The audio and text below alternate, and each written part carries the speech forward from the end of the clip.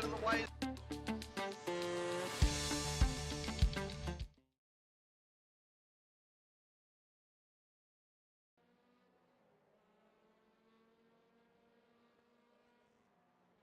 Good evening, sim racing fans. Welcome once again to SRWTV. Tonight it's round 4 of our long road series for the TCRs, and we are at the Nurburgring.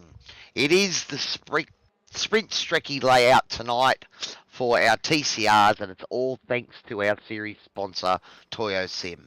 It's Carry Your Average Sim Racer here, together with Hamish Munro on comms and behind the scenes, looking after the cameras on tonight's action. All right, we are here with the TCRs, guys. Look like it's an intimate field, Hamish, but the sprint streaky layout, nice and tight. She's going to be interesting, buddy. Yeah, she is. Yeah, mate. I thought so. I'm not too sure what's going on, man. My radio turned on iRacing, so I'm just gonna have to be a little bit naughty and change it in iRacing quickly. So it means I'm just gonna have to quickly bring up my menu. I apologise for this. I have now fixed that. But I'll have it turned down. Yeah, I had it on today because I was doing a race and I forgot to change it. I am also just trying to fix the overlay at the moment because for some reason it's decided to not play ball once again, even though I got it to work earlier. So I do apologise that we don't have the race info on the screen at the moment. But just trying to get that all sorted so then we can have some info on screen for the viewers at home. But excited for this one, Cowie. I mean the shortened version of the Nurburgring GP circuit. I mean we saw what happened last time out at Sebring with the shorter layout, and I think tonight, I mean Nurburgring normally makes for some great action across the board, and I think with the TCRs and with this little circuit, it's going to be a good one. Look, I'm a lover of the big Nordschleifer, Gessam Strecky layout, you know, all 20 odd Ks of it, but that might be a bit torture in a TCR. But yeah, no, nice tight layout, a bunch of the guys together, and hopefully we can get some good action out on track. Yeah, I think, you know, I mean, we've seen some absolutely incredible battles throughout the whole season, Cowie, and I think, you know, it could be a good opportunity for us to just see some, you know, some great little tight battles out there. I mean, the talk of the season's really been, you know, Tyson McAvoy, Dan Bartish, and Max Donnelly. They're all here tonight. So we could see a nice little top 3 battle between those guys. I mean, they've had some mega pace all season. We'll just have to see if they can take advantage of today's track conditions. Well, that's it. Again, probably another one of those track layouts that is not super familiar to the drivers. I don't think it's one that we come to regularly, but there are those all-important corners that you are familiar with. So I suppose, you know, these boys would have had some practice in taking them. But the TCR, its own beast, buddy, and as you can see there by the track map, there's a few little tight corners that, you know, front wheel understeery beasts that they are. It's going to be hard to get them turned there. I think, you know, that I think it's turn 6 on this layout. The hairpin at the bottom of the hill is going to be the real test for them. I think trying to get these cars turned at a full 180 around that long sort of right-hander there. You can see to the bottom of the track map. That's going to be their real challenge today, just to try and get it all square coming through there. But they also need to be careful of the understeer as well at the chicane at the top of the track map there, coming onto the last corner. So it's 20 degrees on track at the moment, 53% humidity, so yep. It's a bit moist out there. But again, I'm sure that generally we've had some fairly grippy tracks, and you know, we'll get to see these guys really sort of lay it down with qualifying. What, about a minute away or so? Yep, so no one on track at the moment. They're all just kind of sitting in the pits awaiting sort of qualifying to get made official for them. The fastest in that session just then was actually Mark Cochran. He did a 1:36.91 was his fastest time. Of course, well, thought you were going to say it was Greg Barber with a 1:30.6, no, but that was the safety car. that was the obligatory safety car in the practice, does a lap. But yeah, surprisingly, I mean, Cochran actually outlapping Bartish and Donnelly as well. Donnelly actually doing the slowest time, although Tyson McAvoy did not set a lap time during that practice session. So We're only a couple of seconds away now from the start of qualifying here, Cowie. What do you reckon is going to be sort of the biggest thing that these drivers need to try and contest in this car and track combination tonight? I think it's going to be interesting to see if the guys have had much practice at all around here. So, again, as we said before, these cars, it always takes a couple of laps to get the tyres up to temp. And, you know, they do have a 15-minute qualifying session, but it's our normal round tonight, so a 45-minute race for these guys. So they will get to finish that last lap. But still, as I said, when you've got to build up 2 or 3 laps to get your tyres into that working window, that's 3 to 4 minutes gone already. So 15 minutes, it's not that big a session when you think about it. No, I mean you're so right there, Cowie. I think they're going to have to really push to try and get a lap, but they're also going to have to give time for those tyres to really get up to temp, as Tyson McAvoy and Dan Bartish, they're all on track at the moment, apart from Greg Johnston. But yeah, I think you're right. I think just contesting sort of the limited time that they might have for a lap, and we always speak about trying to just keep the car clean for the whole session, because you don't want to make a mistake and then have to come back to the pits and then warm those tyres back up and then have to go for another lap attempt. As you're seeing there, just coming off the regular GP circuit onto the shortened version. The last thing you want to do is become a member of the Bongard Club. So if you're not sure what the Bongard Club is, so they do know that the Nordschleife, you can do still do the tourist days where you can actually rock up and as long as your car's road legal, you can drive it out on the track. You're technically not allowed to race or do a timed lap, but I'm sure there's guys pushing it at various moments there. But if you actually crash on track, you end up getting picked up by the Bongard tow truck guys and become a member of the Bongard Club. So we just saw Tyson there struggle. You notice there it was the much tighter chicane on this circuit layout. So my preferred one is the one where it's kind of more straightened off, where this one is a very sharp left and then a sharp right. It's very hard to get it right, especially in these front wheel drive cars with their understeer and also the torque steering as well that can happen in these cars. So getting them, I think that corner in particular is going to be one of the toughest to really contest in these TCR cars, Cowie, because number one, you got to get it pulled up. Then you got to try and get it turned in, and then you got to try and change directions and turn it in the other way. We saw Tyson run slightly wide off the exit of the first part of the chicane, and it's very, very easy to sort of struggle to get through that chicane in a regular rear-wheel drive car. It's going to be a whole lot more difficult in these front-wheel drive beasts. Well, that whole section, the switchback from turn 1, where you did right-hander, and then turn 2 and 3, where you're sweeping around there. That I know in the supercar, it's sort of one of those corners where you've got to be careful not to rotate the rear. The rear of the car wants to step out all the time. With these things here, these guys are able to power through that. We saw Tyson there earlier, running really wide on exit and just staying in the throttle. So, be interesting, to see if these guys can put it down and on a layout that we're not too familiar with, I think. That was actually quite a nice little run through the chicane he had there. He had less oversteer off the exit of the first part of the chicane, kept it nice and straight. It's a very hard set of corners to get right, but when you do get it right, it feels super gratifying and quick to come through. As he does a 39.6, but he's outdone there by Dan, who does a 38.1 already. He has, 38.1. So Dan finding some temperature nice and early on there. Tyson and Max, also Max going into the 39s as well, 39 flat.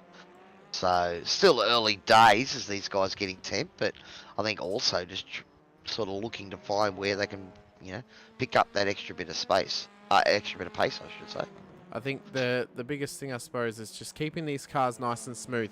These cars rely on smooth inputs, not only on the steering, but also on the throttle and brake appliances throughout the whole lap, Cowie. So I think keeping that in the back of their minds, trying to keep it clean, and also try not to give someone behind you a bit of a tow. These are all things they're going to have to contest. There's a big slide there from Mark Cochran. That was a great catch from him, wasn't it, Cowie? Oh, good drift. Exactly what you can get. Oh, he's doing it again. Well, at the moment, I'd say Mark's probably one of those guys that hasn't done a huge amount of practice out here, so he's still trying to find those limits. And, you know, qualifying, well, there's not a lot of time left, but that might get a bit of heat into him a bit quicker. We'll have to see how the tyres go. I mean, he was the only driver to get into the 36s during practice, although I've actually just focused on TOYOSIM McAvoy, but Dan Bartish, just in behind him, is on 2 purple sectors at the moment, so he could be on to get into the 37s here, Cowie, if he's quick enough across the line. He's been getting a tow here for most of that lap, so Tyson do a 38.3, but yeah, Dan Bartosh with a 37.3, so a second in it.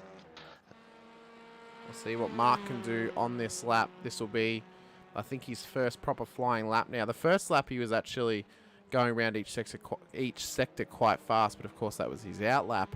So we'll have to see now what he can do in this qualifying session. Of course, he was the top man in practice with a 36. The only man to get into 36s today, Cowie. Will hopefully for him, he can kind of be a little bit of a dark horse here and just come through and recreate the magic that he had in practice. Well, Dan pulling over there nice and early, so I think maybe deciding to have another run. Is he? Or is he? Yeah, he's out on track or still in the pits? Check. Yeah, he's out on track still. I think he might have just wanted to get out of the tow maybe, or just get out of Mark's way. Might be having a bit of a slow lap. Well, he certainly, I was thinking that he packed up and gone, yep, I had to tow that entire lap. I don't think I'm going to match that. I'm done.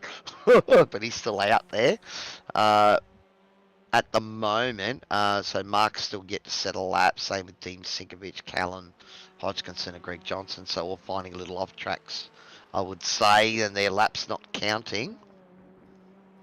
So Mark has gone fastest in the first sector. Max Donnelly, though, has actually gone fastest in the second sector here. So these guys could be contesting for the top of the timesheet, depending on who goes fastest in the final sector of this track, Cowie. As Max crosses the line, puts him up in P2 with a 38.05. Mark crosses the line, goes top with a 36.9. 36.9, there you go. You called it, buddy. Fastest in practice, and he's found that pace now with the tyres up the temp. Don't forget out there, guys, if you are watching, give us a bit of a shout out. Say hi in the chat. It's an awesome pleasure to have you with us here on SRWTV. Of course, big thanks to all our sponsors. TOYOSIM, our series sponsor here. But also Fast Track Experiences, Racecraft, Simrigs.com, Grim Industries, Warren and Brown Tools, Melville Equipment Call, Dragon RC, Tempting Sweets, who I believe will also be sponsoring the driver of the night, gets a little goodie bag from those guys, and our promo department, Safety Car, which, well, we'll see if these guys end up in the Bongard Club and the Safety Car makes an appearance. I'll tell you, I reckon if Mark can keep up this sort of performance that he's doing and prove that he's not just a one-lap wonder over qualifying and can actually pull it off in the race, I think he might be needing a couple of cavities filled after tonight if he wins driver of the night. But I think, you know, he's a little bit of a smoky now, Cowie. I mean, he hasn't really been up there that often this season, but it just seems that maybe he's just suited, or this track is kind of suited to his driving style a little bit. Hopefully he can pull off somewhat of a miracle here and we can actually get a different winner this season than the regular frontrunners. Well, Mark is a fair way back at the moment in the points tally. I was just having a look at the season tally so far, and it is Tyson McAvoy in first position, but equal point is Greg Johnson at the moment. And I think it's about 19 points back to Max Donnelly, 21 points to Dan Bartosh. So those guys only separated by a couple of points. It is still early days, and as we well know, they will have a drop round available to them. So, you know, that can still always shuffle things up. But, you know, 4 rounds in, mate, it's still fairly close at the front of the field. Bartosh has just answered to Cochran's best time. He's just done a 36.67, so Now Dan Bartish, as we've been saying all season, goes to the top of the timesheets in qualifying once again, and really shows why he is known as qualifying king in TCRs this season. Hopefully he can actually pull it off in the race this time and back up the performance and give us a race to remember, you could say, Cowie, in just, going pole and then taking the win as well. Well, have to see how we go, but look, these boys are, there's only 0.5 of a second separating the top three. Tyson McAvoy doing a 137.2. So, but those times are close, mate, and we saw, or Dan benefiting from a toe before, but maybe that hurt him because he's done that 36.6 and that was done in clear air. Callan Hodgkinson's still trying to put down a time here. Coming up to, is that the chicane? Coming up near the chicane? Yeah, he's coming around the round the kink up final towards section. the chicane. So this was his out lap. So his next lap will be his first flyer. He joined the session a little bit late. Kind of joined when qualifying had already started, but he had a great performance last time out. I believe he got a P2. He finished the round in. I think he finished the round in second actually last week for the TCRs. Oh, big slide in the final corner though. I think he's going to have to take a reset lap now, Cowie, and just cool the head a little bit, cool the jets, and then go for a real push towards the end, sort of in those last couple of moments.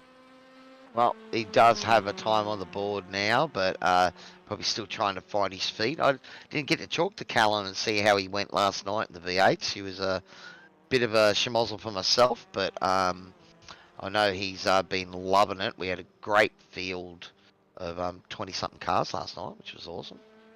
But here, Callan, can he get the TCR talking? He's had an up and down season so far with some great moments and then some incidents and that have thrown him a sky.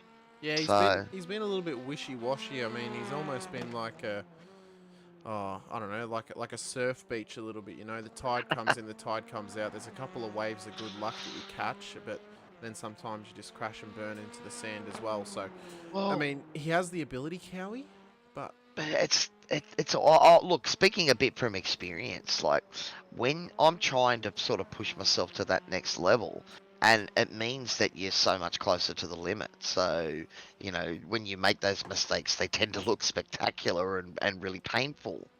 And I think maybe that's it. Callum's really pushing himself hard in every car he drives, and sometimes, it can be easier to push it that little bit too far, and there goes your race. I mean, last week was really his week to perform. To get the round win in the Supercars EM Series last Tuesday night, so not last night, but last Tuesday night, and then managed to get on the podium for the TCRs the night after. So he actually had some quite impressive performances in terms of SRWTV production. Yeah, good week. It'd be good if he can do it week after week and become one of those real household names in terms of who's getting wins or who's getting up in the top 5 every race. Yeah, he was ranked second position overall for the last round, that our double header. I think we're back to normality tonight with a couple of normal rounds for these guys. So we are inside the final 2 minutes of qualifying, so these guys will get the chance to finish that final lap, but we'll just have to see if anyone can best their current times. So Tyson McAvoy at the moment is actually on to beat his current time. He had a personal best sector in the first sector of this lap. Coming up towards the end of sector 2, he goes either as good or just below his best middle sector of the circuit. He will have an opportunity to do one more lap as long as he crosses the line before 14 minutes, I would say, since it is not a sprint round format. So it'll be good to see what he could do on one final flying lap, Cowie, and this could be his last chance to snatch pole today. As he goes P2 though, gets a 36.79. The top 3 all into the 36s. So Max Donnelly was one of those guys you flagged to be in this battle. He's a little bit off the pace at the moment, and looks like he's still in the pits, so won't get to improve his position. Callan starting to find his feet.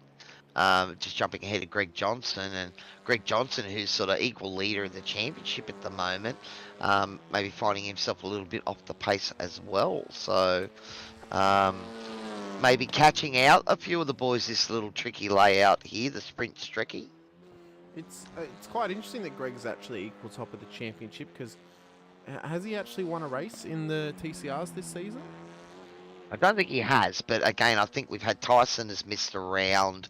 I think Dan might have missed a round as well. So again, we do have that drop round thing to factor into the equation. But Greg's been Mr. Consistent and has been, on the podium several times. And Tyson's had a couple of moments in races where he's ended up at the back of the pack, and that can be the difference sometimes. Yeah, I think, we spoke about it at the start of the season. Consistency is going to be key throughout. The guys who win one race here, one race there, as Tyson gives up on his last lap, as Dan just actually beat his last time. He did a 36.5 on that last lap to claim and confirm pole. It's, Cowie, it's the guys who actually are consistently up there, not the guys who win one and then might finish towards the back of the field. Yeah, I hear you, man. I hear you. No, look, again, as I've said before, sometimes, you've got to try and push yourself. And I think, some of the boys that, are driving multiple series, like Callan, and I know that Doug Gowans, I think, he was our TCR champion the last 2 seasons, and he's just focusing on the F3s and the GT3 cars at the moment. So it's hard to do more than one car and to be competitive, really. So, hats off to these guys that, like driving these different machines, TCRs and the like. Yeah, I think, like a lot of people attempt to drive a heap of different cars across the board in iRacing, and sometimes it can actually affect your performance in each car, because you start trying to drive it like the other cars you're driving, and a lot of cars need different types of driving styles. So we'll get up the qualifying results now. Adam Hughes and Greg Barber are, of course, our race control and safety car. So top of the timesheets for that session there was Dan, then to Tyson McAvoy, then Mark Cochran, Dean Singovich in P4. That was a pretty good qualifying from him. Max Donnelly in P5, Callan Hodgson P6, and then Greg Johnson making up the field in P7 here, Cowie. It's a decent qualifying from Dean. I think getting into the 37s there. So he's finding his feet in the TCRs here. Again, a small, intimate field, but it's a tight, intimate little layout here at the Nurburgring. So should make for some close action. And those front runners, that was some pretty serious pace, all getting into the 36s. So the official grid for today's race, the front row is led by Dan Bartish in P1 for Jedi Boy Racing, and then in P2 from PSR, it is Tyson McAvoy. P3 then at the start of the second row of the grid is Mark Cochran for Apex Esports League, and then Dean Sinkovich, the big riser for this round in P4. P5, Max Donnelly there, and then P6 goes to Callan Hodgson, and then as mentioned, Greg Johnson out of P7 today. Of course, we thank our race control and safety car drivers, Adam Hughes and Greg Barber, for committing their time to today's race. But Cowie, if you're ready and if the drivers are ready, let's get ready to go racing. Now I'm going to have to maybe talk to Dan Bartosh, Jedi Boy Racing, but I can't see a lightsaber anywhere on that paint. I know. You may be able to put one down the bottom. I remember my first paint when I joined iRacing had lightsabers down the side of the cars. But no, it's looking rather schmick there, and all right, well, here we go, buddy. Start of round 4 of our TCR Long Road Series, and the 5 lights are up, and we are off. Bit of wheel spin, but Dan got a good launch. Who's that flying through? That is Max Donnelly with an awesome start. That's that Audi rocket ship off the line. And he's looking to go up the inside straight away. No. Oh, Dan running slightly wide there, nearly running onto the gravel on the other side of that curb. It's looking like a nice and tidy start here, but you're right, Carrie. That Audi was an absolute rocket ship off the line, although now he is dropping a couple of spots back now that he's out of sync. He's just got caught on that outside line. He probably shouldn't have. Oh, Dan's gone, had a poor exit, and Tyson's pounced.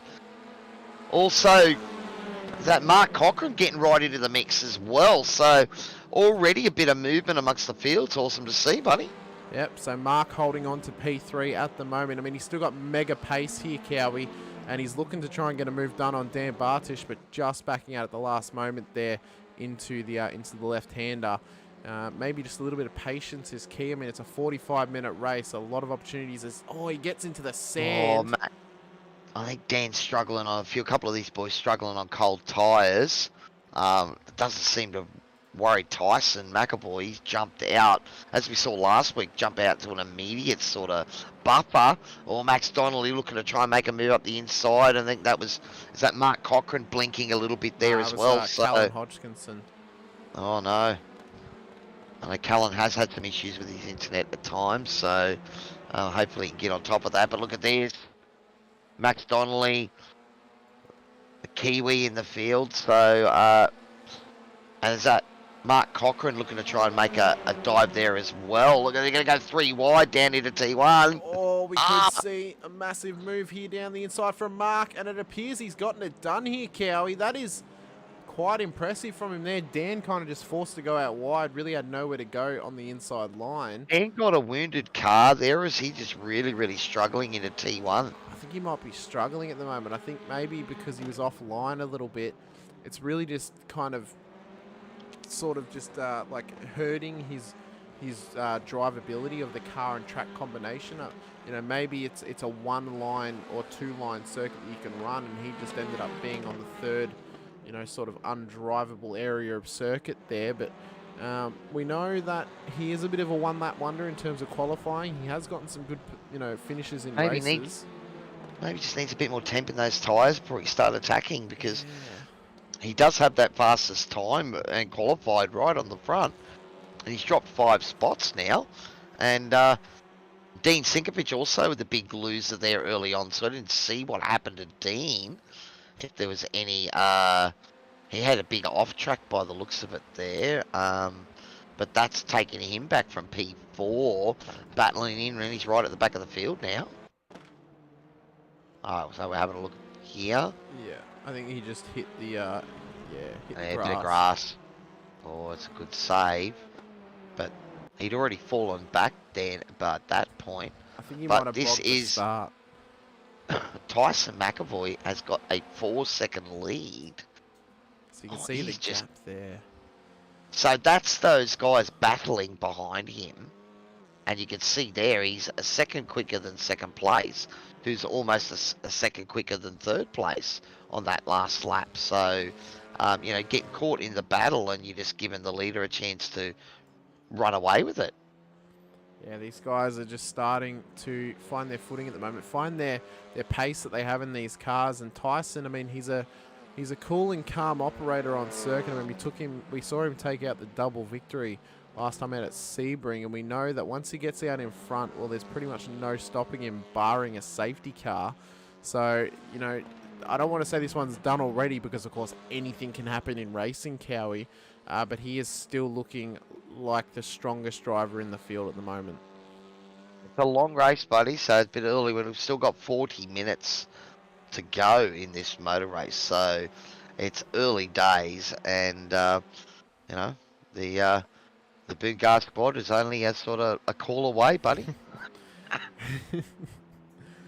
We'll have to hope that, you know, I suppose I don't want to say we'll have to hope there's not too many instances of safety cars, but I suppose if the field does actually spread out too much, a safety car or two might be nice, just to really bunch them back up. Alan Hodgkinson, he's trying to make a move around the outside of Max Donnelly there.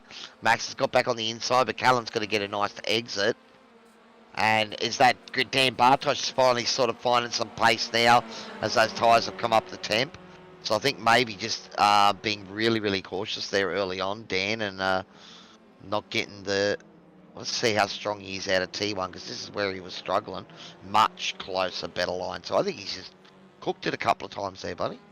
Yeah, that was a massive check-up from Max Donnelly ahead of Callan Hodgkins, and I thought for a moment there we were going to be calling in that tow truck now that you mentioned it only a couple of corners earlier. I mean, it almost appeared that Callan wasn't prepared for Max just to check up that much, and it almost seemed he was going to... Oh, Dan with a good run there too. That was a good run from him, but, you know, it would have been good if... oh, well, not good, but... Yeah, I had a little moment there where I thought, oh, is Callan just going to run up the rear end? And here we go. Max, look at the run. So Max starting to work out where he can attack. Oh, Max has disappeared there, but reappeared. So he needs clear space to make sure his internet does not become an issue. Yep. This is good battle between Callan Hodgkinson and Dan Bartosh here. Dan now looking to try and get the inside run as they're coming through. This is a T8, I think, coming up to the chicane. But Callan not giving it up, buddy. Too wide into the chicane. No. Dan yields. That was smart by Dan then. There was, well, really nothing to gain by trying to go too wide through that chicane there. I mean, we already know how tight it is on each parts of the corner. You know, it's not really worth trying to go too wide as the New Zealand magician, Max Donnelly, ahead of them, keeps on doing his disappearing act for them.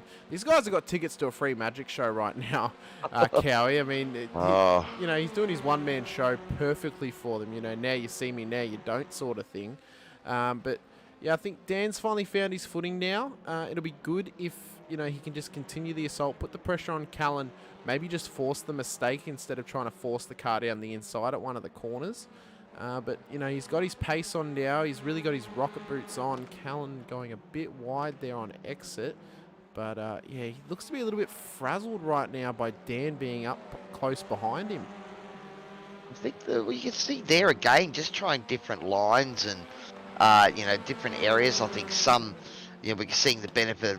I don't think the drafters had the biggest benefit that we've seen in some of the other tracks this season.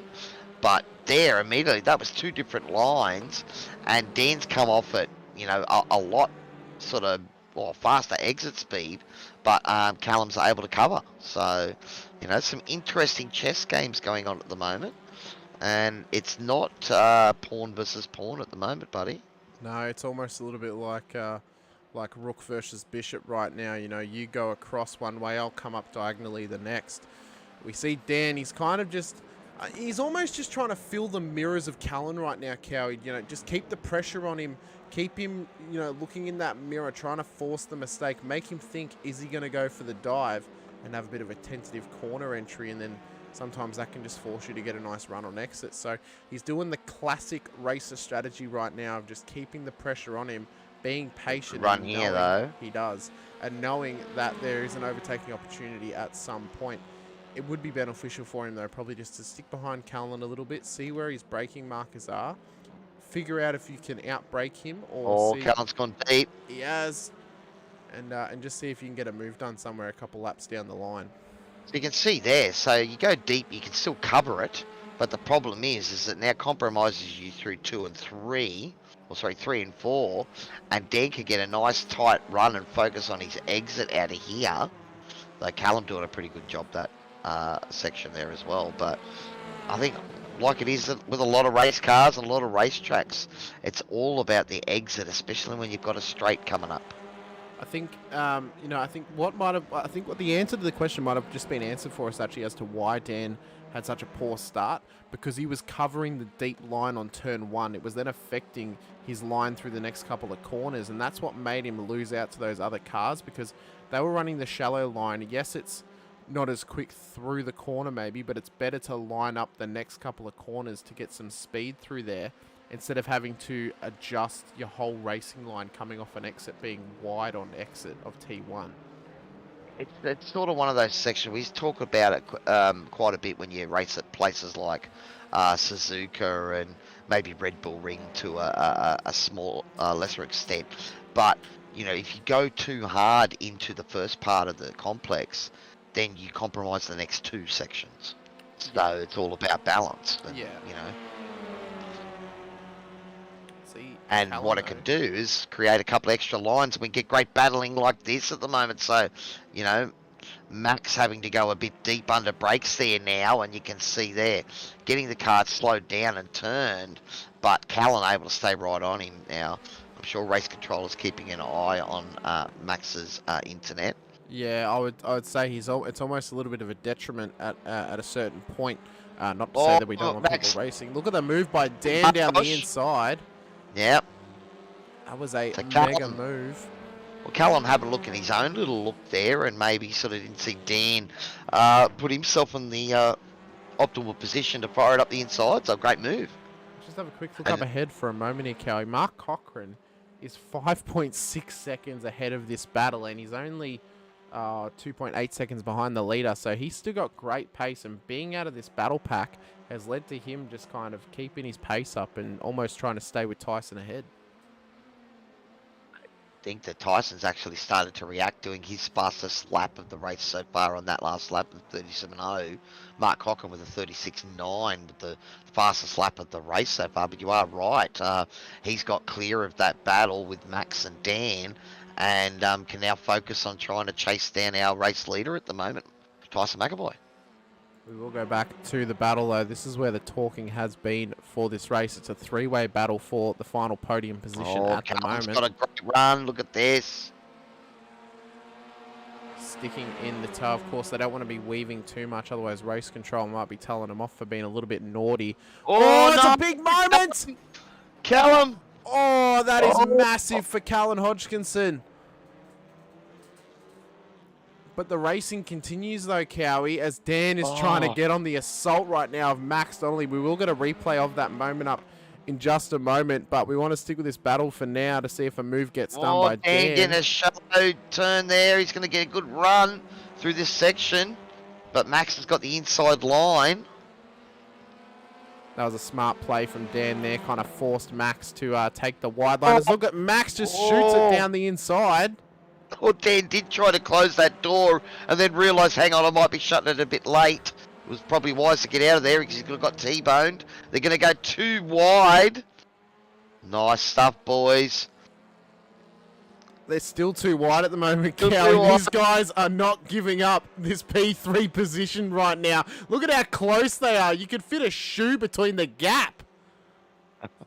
Oh, and Max not giving up at all, so he's fighting tooth and nail to hang on to P3 at the moment. Dan's up the inside.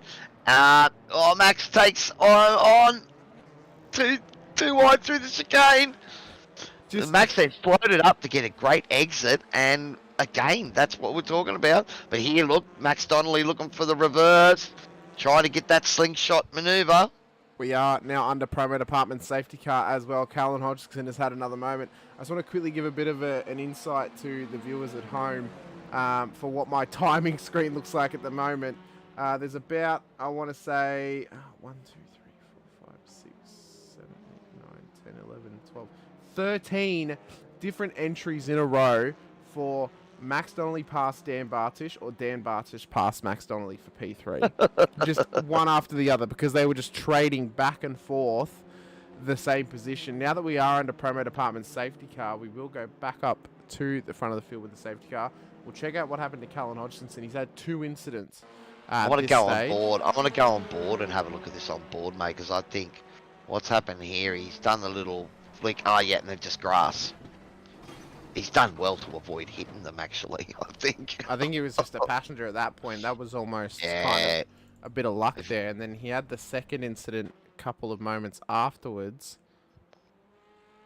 What happened to him? Oh, look, that car's crabbing already. Oh, yeah, that rear end wheel looks to be almost detached. I think the suspension might be breaking. He just had to pull it up and request the tow. Yep, it wouldn't turn at all.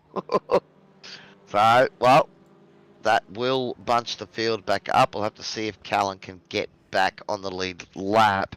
Generally, if you're the car that's responsible for the safety car, you don't get that free wave around pass.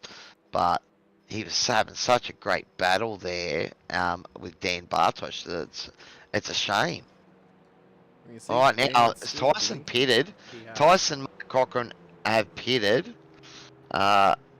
So that is an interesting play from these guys.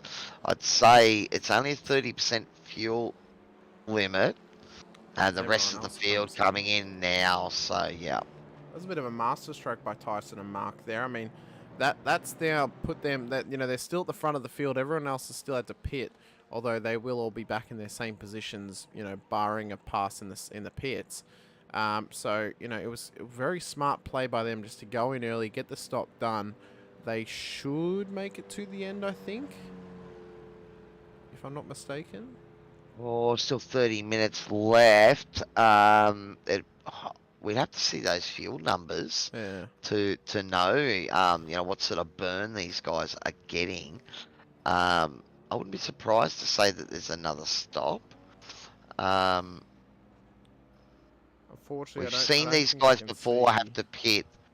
Yeah. For the 30-minute race. This is a 45. Generally don't see them pitting for a 20-minute race, so you might be right, buddy. But, I don't know, there's still a fair bit of time in this motor race, 29 minutes remaining. Yeah, and you would assume it'd be at least another 2 laps under safety car, maybe only 1 lap if the field can bunch up fast enough, although, well, that would be 1 more lap on top of this one, I mean, not just this lap. Unfortunately, I can get up stint length, pit stop time, pit lane time, and pit stop lap, but I cannot bring up the fuel numbers, unfortunately. Either Callum has forgotten to turn on his fast repair, or he might be done for the night, I think. Because he's still showing him in the pit, and he's been in there a few minutes now. He may be still waiting for the rest of the tow, though, unless he forgot to turn off fuel and tyres, although he might just be taking the actual pit stop. He's at pit exit, so he's actually coming back on track. Okay, oh, that's good to see. Yeah, so I think he might have just been taking his stop. The promo department, safety car pulling away from the field now, so it looks like we will be going green very soon, buddy. Yeah, we will be. So they're not even waiting for the field to bunch up all the way. Not giving... Well, I think it's only Callum that's down now. And Max Donnelly, he's further back through the field. Although he's coming up to the Max is going to catch these guys, I think, though, so he might actually hit it at pace, so... Look at Mark, though, wanting to put the pressure on Tyson. If he can match when Tyson goes here, or just predict it, you know, kind of like a tarot card reader at this stage, and really be able to jump, you know, Tyson's start, we could see a massive pass down the inside at turn 1 if Mark sort of has the guts to do it. So Tyson's held him right to the line. So if he had gone a bit earlier there, yeah, Max could have got a flyer. They have caught Greg Johnson out, though, in P3, but we will keep an eye on the leaders because these are the 2 fastest guys on track at the moment. Oh, Dan Bartosh looking up the inside immediately for Greg, and Max Donnelly was having a bit of a sniff there as well. I was about to say, you know, Greg, we talked about it, you know, hasn't had a race win so far, but, you know, we come after a safety car, and where is he? Up in the podium position. So, you know, Mr. Consistent, still at it. Oh, he's run a bit deep there, though. He has. That's probably going to cost him, give Max Donnelly a run on him. Look at Sinkovich, though. Up the inside as well. He closes off the door. And at the moment, Sinkovich trying to go up the inside of Max Donnelly as well. A little bit of rubbing. But Max gets the power down on that Audi and drives around the outside. That was almost too close for comfort there, Cowie. I could have sworn there was going to be a sideways Audi coming through that corner then, but they did very well to keep their cars apart and not force the issue. They all just slot back into their spots as we'll go back up and check out this fight for the lead of this race. As Dan Bartish is back in the fight now that the field has been bunched up here, Cowie. And Mark Cochran, we said that he was chasing down Tyson there, brought that gap down from about 4 or 5 seconds down to about 2 seconds. Now, well, he's right on Tyson's bumper. See Tyson there trying to break the toe and get up the inside just to prevent Mark from making a big dive. But that is, okay, he's able to come back out and open out the corner. So, nice driving there from Tyson, making that decision early. And it'll be interesting to see how Dan plays it, because Mark's looking for an opening and trying to get a run. And, you know, sometimes it can be really good to be the third cog of the wheel in a battle for P1 and 2. Yeah, you could almost, I don't want to say just sit back and watch it happen, but you can almost force the issue because you can force second place's hands to have to put the pressure on first, and then it kind of just causes an opportunity to come up on yourself in P3 to then go into P1. So it'll be interesting how Dan plays this, how Mark plays this, and how Tyson plays defensive. I noticed as well he actually kept the same line that Max Donnelly keeps whenever defending T1. He goes for the shallow line instead of the deep line, which is actually a smarter entry into turn 1 when defending, because otherwise you end up sort of offline as what Dan and Callan has been when they've been defending the deep line of the corner. Yeah, and because Mark wasn't able to get up along the outside of him, it meant that Tyson was able to go back out and take a more conventional line for the corner entry, so it didn't compromise him too much at all. All right, so these boys are pushing hard. We are just coming up to almost halfway of this motor race, and it is Tyson McAvoy for Performance Sim Racing out in P1. Mark Cochran behind him in P2. I think it's Apex Esports for Mark. Apex Esports League, yes. It is Mark, yep, and Dan Bartosh, the Jedi Boy Sim Racer, running P3 at the moment. So it's close. Tyson just matched Mark Cochran's fastest lap of the race, did a 36.94. Just quickly on the sort of topic of Jedi Boy, I wonder if Dan has actually picked up the new Jedi Survivor game. I did, and it is excellent, Cowie. Is it? Cool. Oh, it's so good. I don't have time for other games, mate. By the time I get sim racing and music on the weekends, I don't have time for anything else. But then I love my racing, so I'm probably on this a bit too much. Well, we see here the assault does not end. It is continuing from Mark Cochran, putting the pressure on Tyson McAvoy. It'll be interesting to see how well Tyson's pressure gauge can handle Mark in behind and whether he can actually keep his cool. I mean, of course, Cowie, you would know him better than me, being that you guys race in the same race team. How well do you reckon Tyson can keep his cool here ahead of Cochran and at the lead of this race? I tell you now, Tyson loves the battle. Being out in front, he can dictate it. If he was chasing, and with only a few laps to go, he would be, probably right on the edge of limits and prepared to risk it all.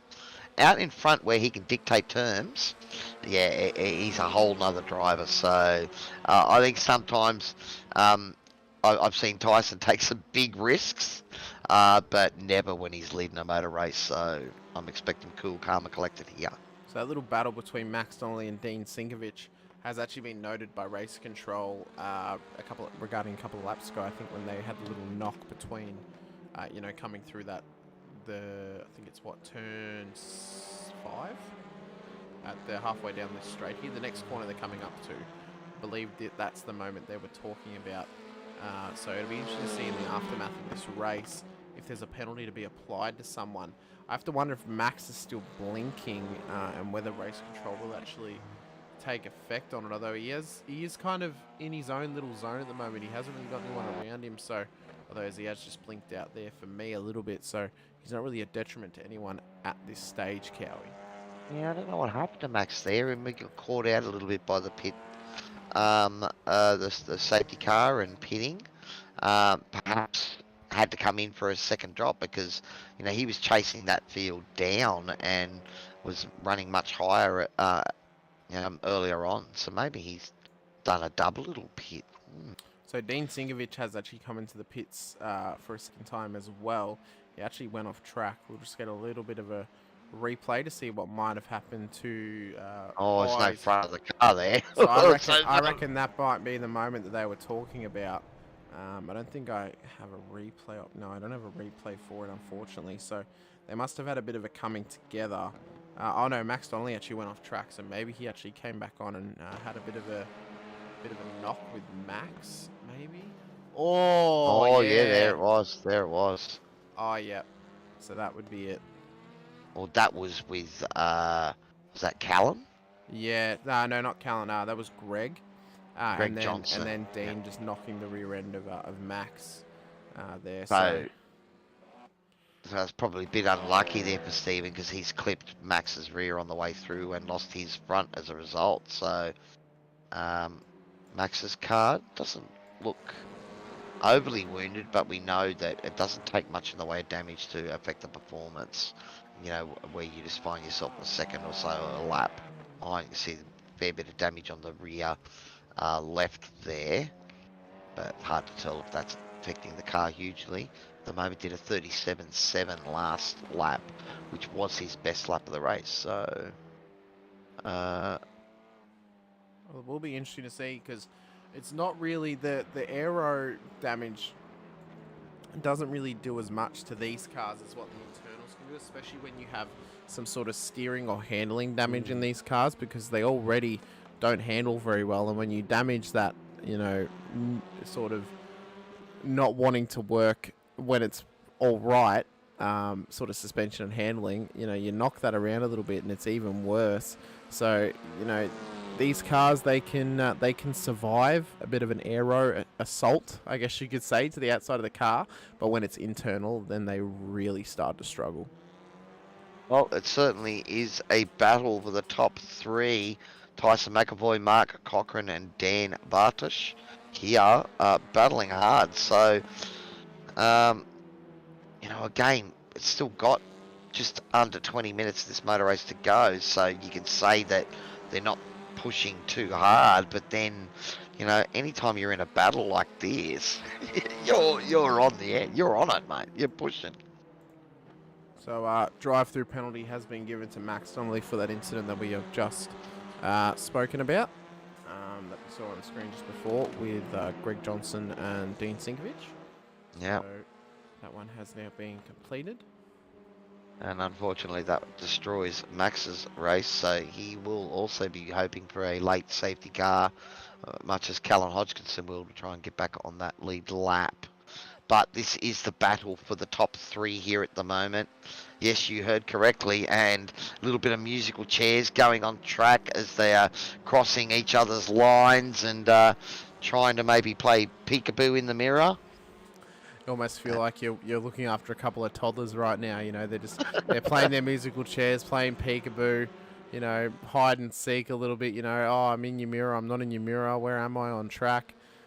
So we could be in for a hot and heated. Well, I don't want to say hot and heated, but a fast and heated front three battle for the rest of this race. As long as, you know, Mark and Dan are smart about this and do not let Tyson build a gap, because once he builds it, it's very hard to claim it back. Oh, he's gone deep. He's gone deep there, but he's pulled it up. But I think you're right. You know, look, these guys here, they'll be sniffing for an opportunity, but it's probably a little bit early to really make a big, bold move. You can see there, or 3 different lines. Max was trying to get that. Dan was trying to get the car turned in there so he could slingshot, and I think just was a bit lazy on the switch back there, so didn't get the run he was looking for. But it's still close, and you know, it is could split them with a knife. Oh, they are. You are totally right there. It's almost like a bag of bread that you buy from the store, and you know they're as tightly packed as a vacuum sealed loaf right now. I mean, there's really no separating them there. They're going lap for lap here, you know, just matching the times, staying consistent, trying to stay as close together as they can, whilst, you know, trying to get sort of to the last sort of 5 minutes of this race where they can really put the assault on Tyson ahead. Yeah, the lap before was a 37.91 from Tyson, a 37.90 from Mark, and a 37.80 from Dan. So, you know, a tenth separating all 3 of them on the last lap. Let's have a look at this one. We can see there Mark getting a nice run out of the final corner, but Tyson able to get the power down. So, what was that? Yeah, 37.6 for Tyson, 37.3 for Mark, 37.5 for Dan. So, yeah, look, you know, we're talking a couple of tenths each way, each lap, and Mark is now on the back. Maybe he's decided now is the moment to put a bit of pressure on the performance sim racing machine in front of him. And Dan, well, he's just there, the cookie monster, waiting for the crumbs to fall.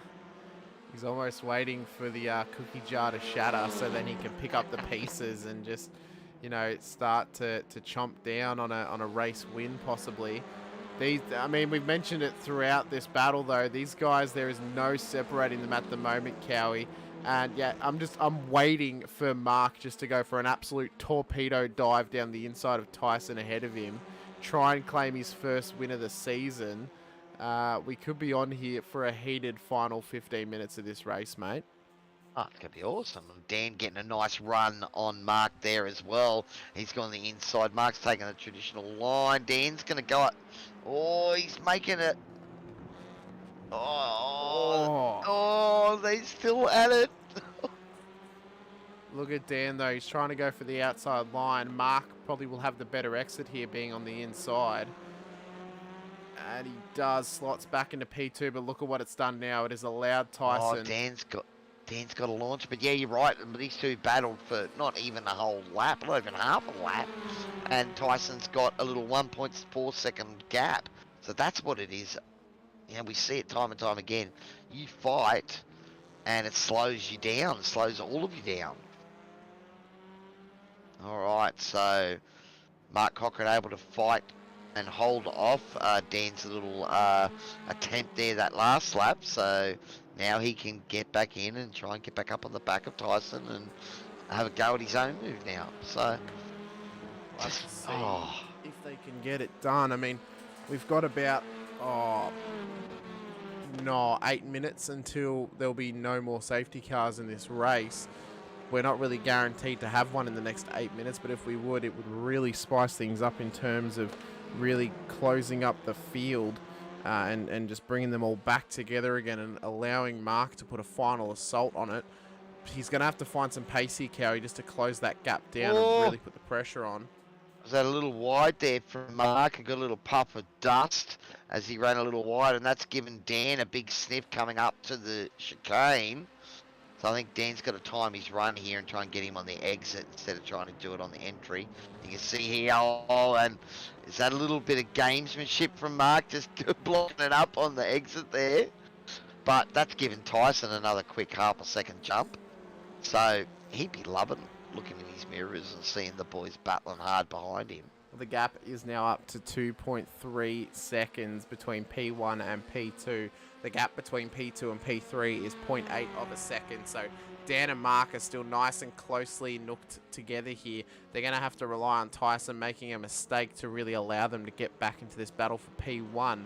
But I guess the narrative now is Tyson just has to keep it clean, and Mark just needs to consolidate and keep Dan in behind him here to claim P2 and his first podium in the TCRs this season here, Cowie. I mean, we could be on for a great finish, but could also be on for an impressive victory by Tyson here.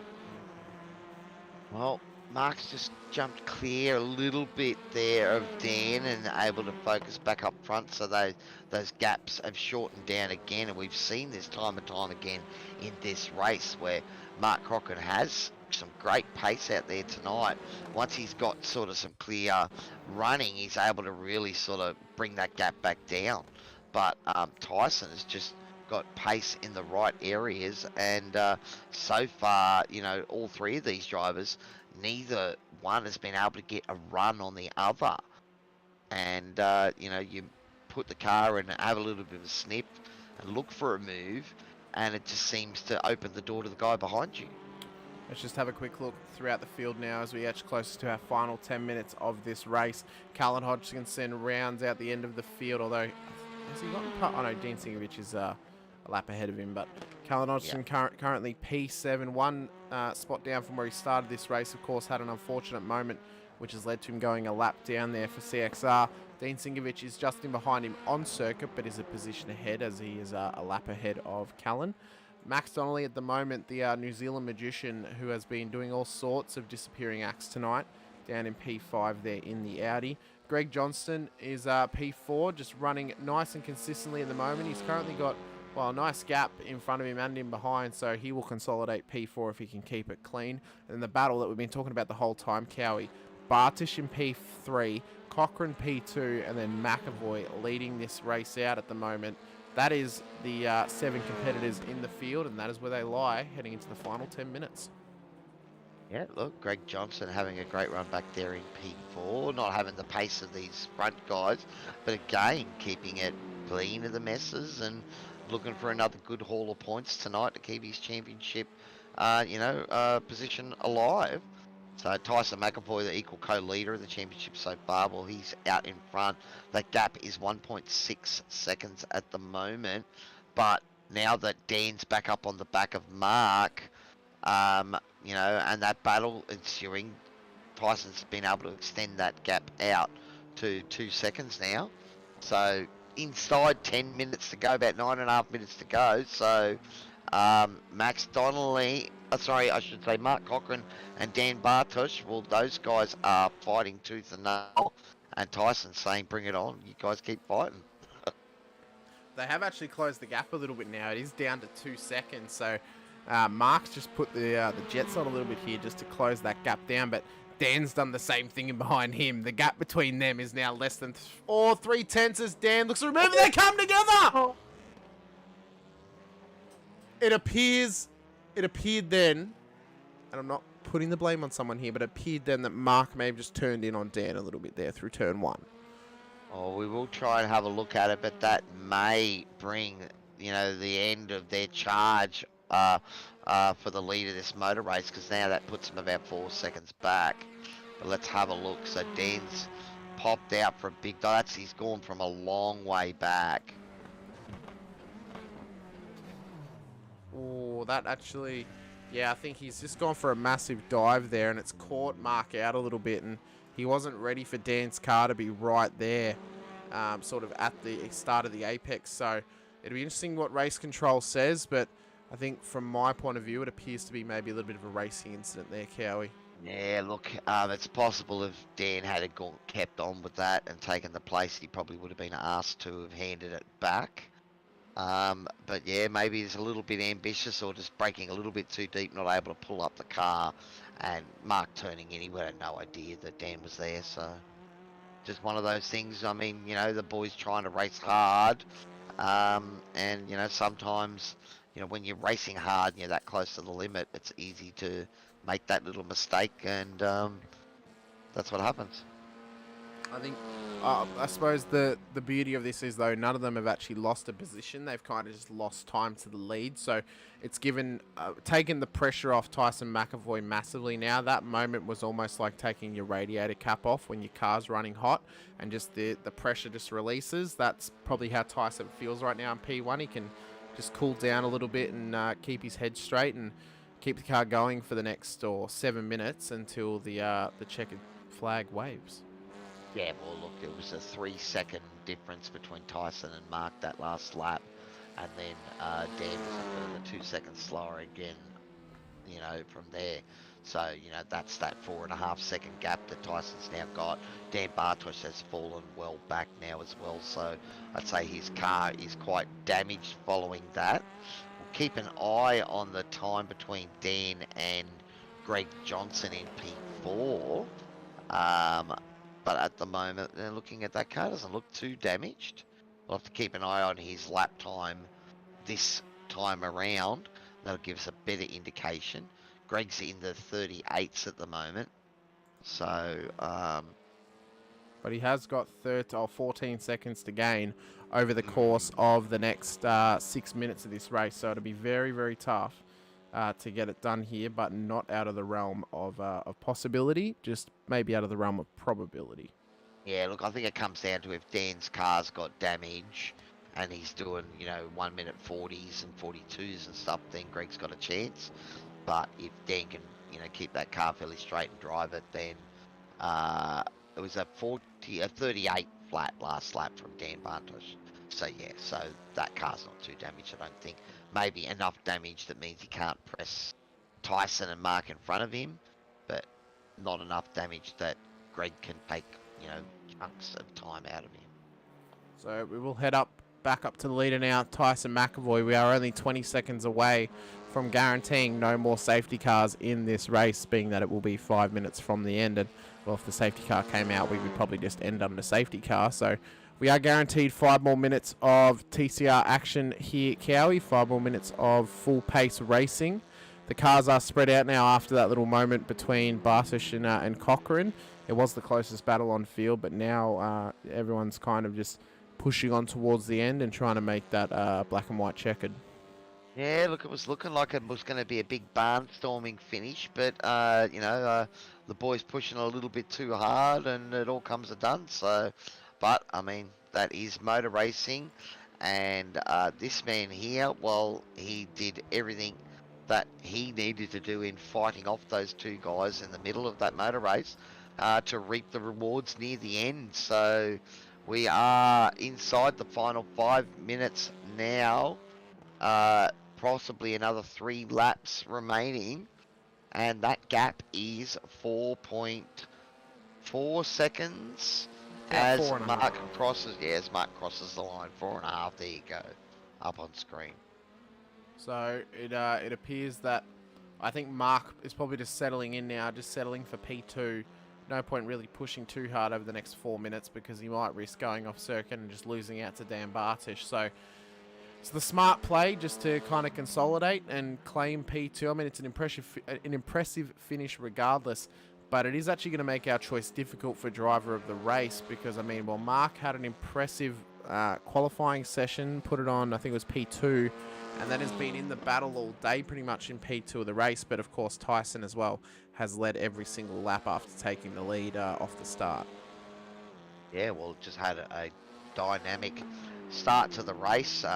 Tyson getting right to the front, and then from there he's just been able to dictate terms.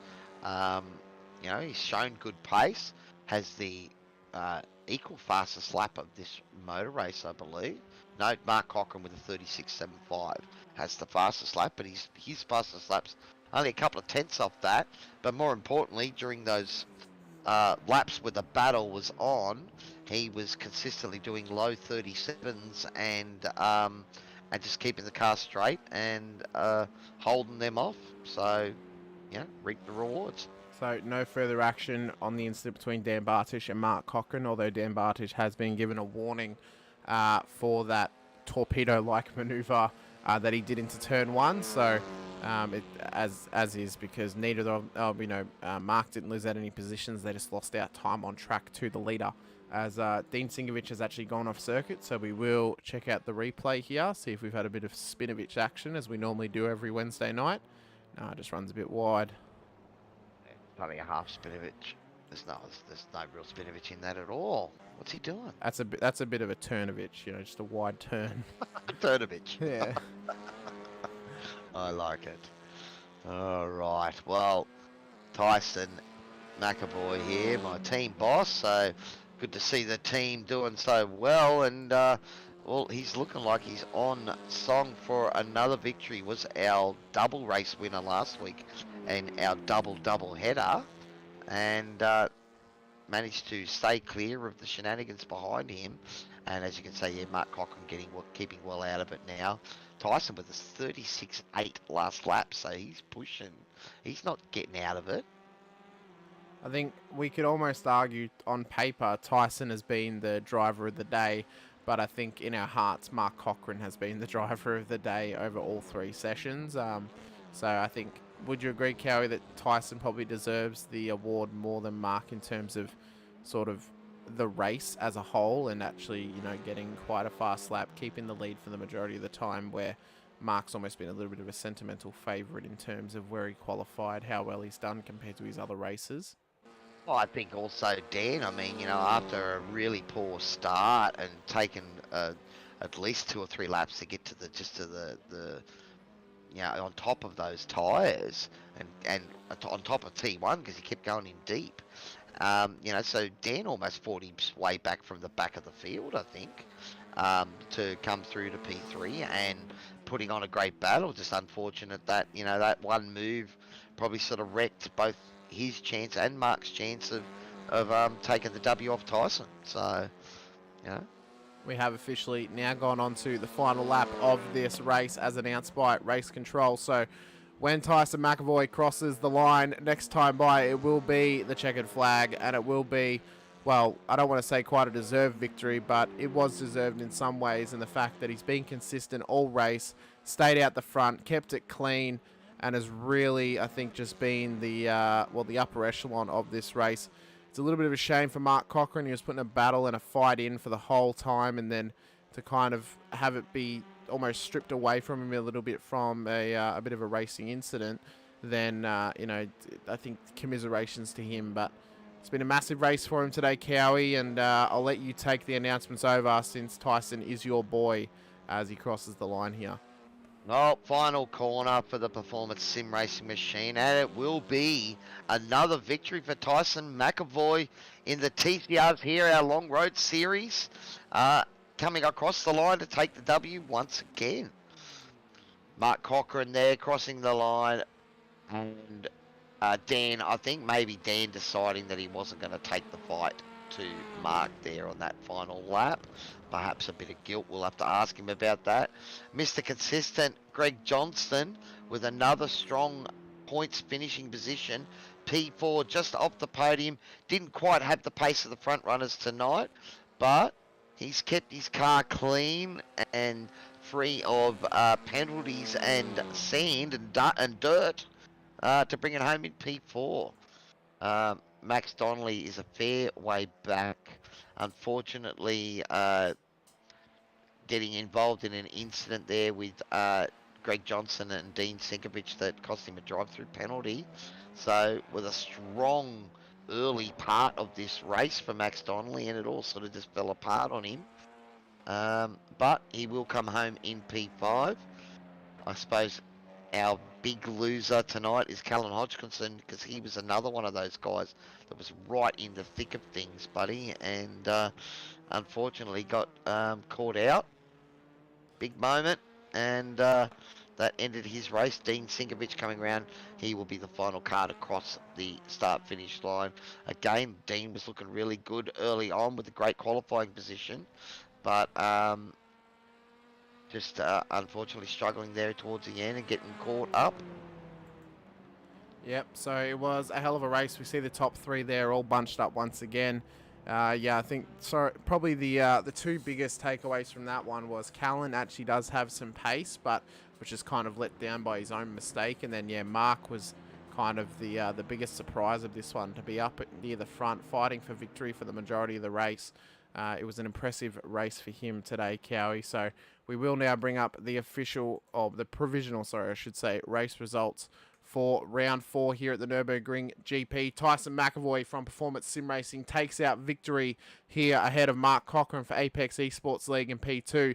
Dan Bartish makes up the end of the podium there for Jedi Boy Racing. Greg Johnston in P4 today for Red Energy Racing, just ahead of Max Donnelly. Dean Sinkovich and then Callan Hodgkinson for CXR makes up the rear of the grid. Once again, a big thank you to Greg Barber and Adam Hughes for race control and safety car duties here tonight. Of course, it is our doubleheader, Cowie, brought to us by TOYOSIM. That is the end of the TCR race, although we will await our podium finishes to get into the green room. Don't go anywhere, ladies and gentlemen. We will be interviewing the podium finishers for this race right now after this one, and then we will be heading over to the TOYOSIM F3 Series live from Long Beach, the concrete jungle of California. Love, Cowie. It's going to be crazy around there. Cars that break when you look at them, and then you put concrete walls around. Jace, I'm doing good, buddy. You thinking I'm still down to the dumps after last night's race? Maybe, buddy, but nah, it was good fun, even though things didn't go my way last night. I still had a great night racing with the boys. And that's, again, you know, what we saw here tonight with the TCRs. You know, might have only been a small field, but those three boys up front were battling super hard there and, you know, putting on a great show for us. We have Dan Bartish and Tyson McAvoy coming in here now. Unsure if Mark Cochran will come in. Firstly, massive congratulations to Tyson on your victory here today. That makes it two round victories for you in a row, 3 race wins in a row. And then a congratulations there to Dan Bartish on P3 as well. I might just start with Dan here, Cowie, and then you can have a chat to your boy Tyson. Dan, I think the question on everybody's lips right now is the dive at turn 1, mate. I mean, you guys were having a heck of a battle, but just an unfortunate mistake that kind of led to a bit of controversy there towards the end. Yeah, I was just getting frustrated. Mark was moving around a lot in the braking areas, and I was couldn't find a way past him, and I was getting frustrated. Yeah, just tried to dive him at that first corner and just couldn't quite pull it up. But, you know, I stopped and redressed the position. So, but it just dropped us off the back of Tyson. So, I mean, sorry, Cow, you go, mate. No, I was going to say, you know, you were battling hard there, so there was.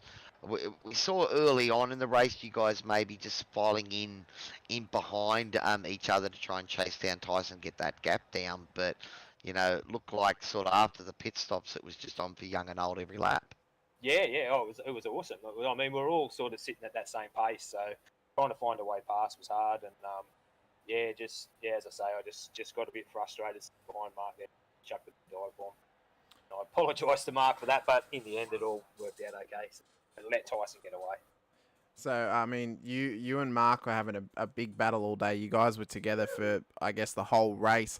But I guess one of the unsung heroes of that battle was the first half of the race was Callan Hodgkinson, who had a wild moment coming into turn one. What was going through your mind, Dan, when you just saw this little Hyundai just come flying past you through the apex of turn one there? Mate, we'll tell you, because I'm only on a single screen, so I can't see anything out the sides, and I didn't see him until he was flying past my front quarter panel, and I was just about to turn in, and I thought, oh, that's pretty lucky. That was nothing but luck. Oh, mate, I mean, you had a huge race today. I mean, a massive congratulations to you for taking P3 anyway. I mean, you've had mega pace throughout the whole season, and it's another podium for you. So I guess hopefully now a couple of rounds to go, you know, we'll be able to talk to you once again and see where you can come up in terms of the championship standings at the end of the season. Yeah, thanks, Hamish. I'm just I'm still learning to run with the crowd, so really enjoying the racing. So. Very good, mate. All right, well, I might just quickly move on now to P2 in Mark Cochrane.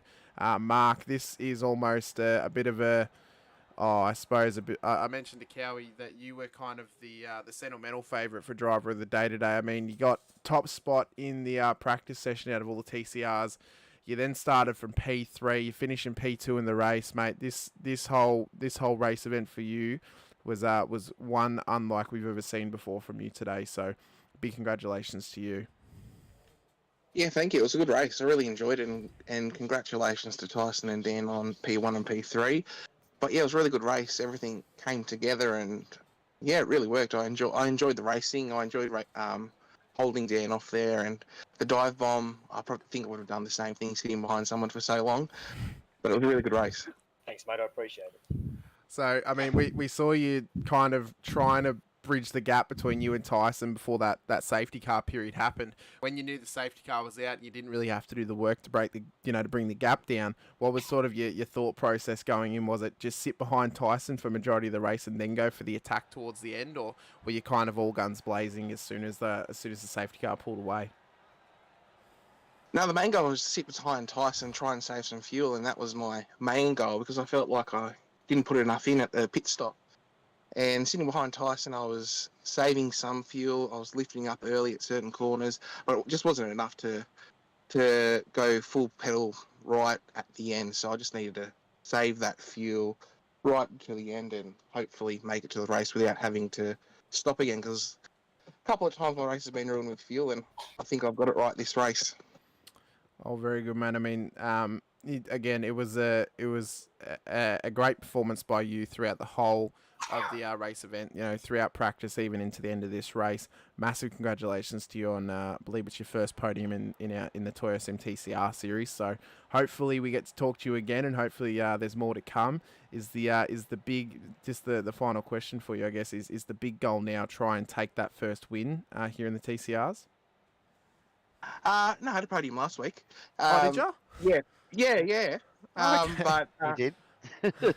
yeah, I was next goal's first. I've had third. I've had second. Now I've got to get that top spot. So hopefully it happens this series or a future series. Very good, mate. Well, again, congratulations, and I'll hand over to Cowie to.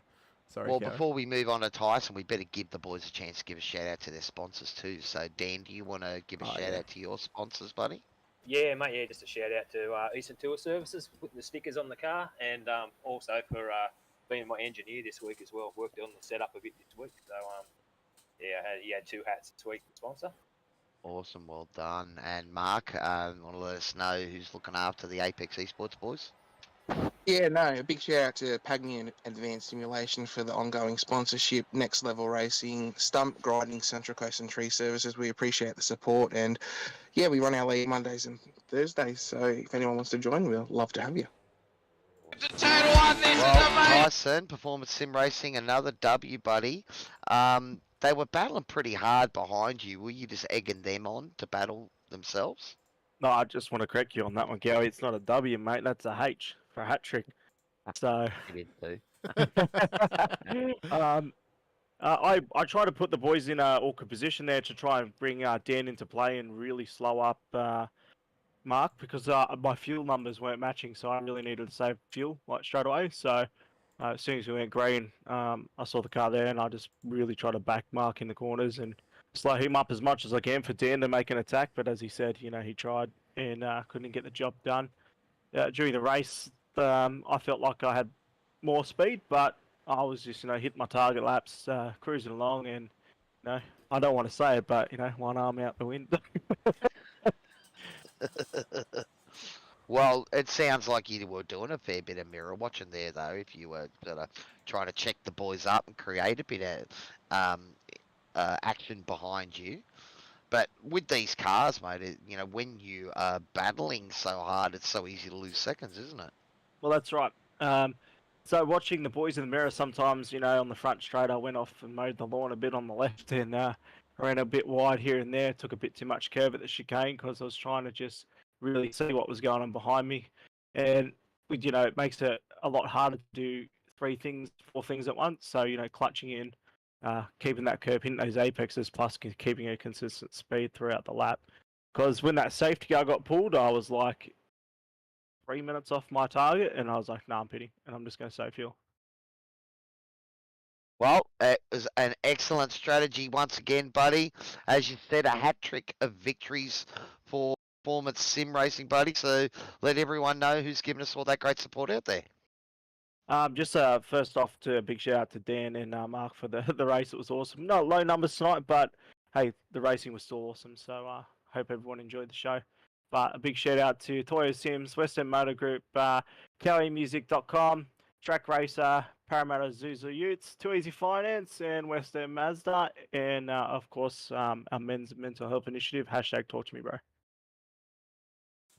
Very good, mate. Well, again, I guess from both me and Cowie, massive congratulations on your victory. We do need to move on, though, to our F3 series. So massive thanks to all 3 of you for coming in and having a chat with us, and good luck in the final couple of rounds. Thanks, boys. Thanks, Amy. See you, boys. Thank you.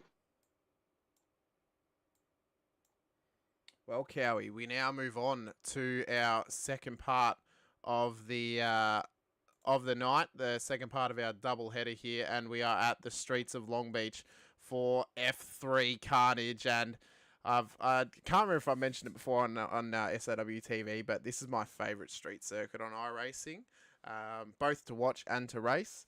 And we could be in for some mega action here tonight in this one.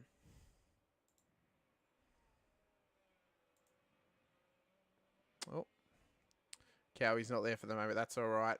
I'll just give us a little bit of an intro. Oh no, he's back now. He's back here, now. mate. Sorry, I was going to say I had my mic muted, so that's my fault there. Nah, it's all right. But no, the V8 Supercars raced here a couple of weeks back for the official, and in both splits there was a pile up at the fountain.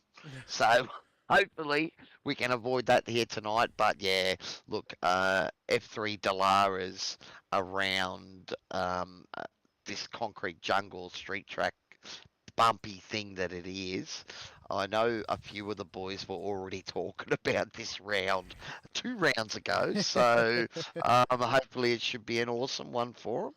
And we should see some great action out on track. Well, I mean, you talk about pile-ups up at the fountain. I want to go a corner back or so because it was a couple of weeks ago when I was commentating for the Vet series. As I've just realised the info on my screen is actually incorrect, so I'll just quickly fix that. The Vets boys for Split 2 was at Long Beach, and my dad races in that series. And Oh, he nice. decided, while they were under safety car and he was trying to get back to the back of the field, was come in full pelt, not realise they were all slowed up coming into turn one, no. and absolutely clobbered someone in behind and sent them to the Shadow Realm. So Oh, shout out to William if he watches this back, or even if he's watching now. It was an absolute cracker of a display from him, but yeah, just a a race to forget for him in terms of that. But that's just the sort of carnage that that Long Beach can bring. I mean, even just people going into the wall at the wrong time. I mean, you can see the track layout. It's tight. It's short. It's only 3.14 Ks.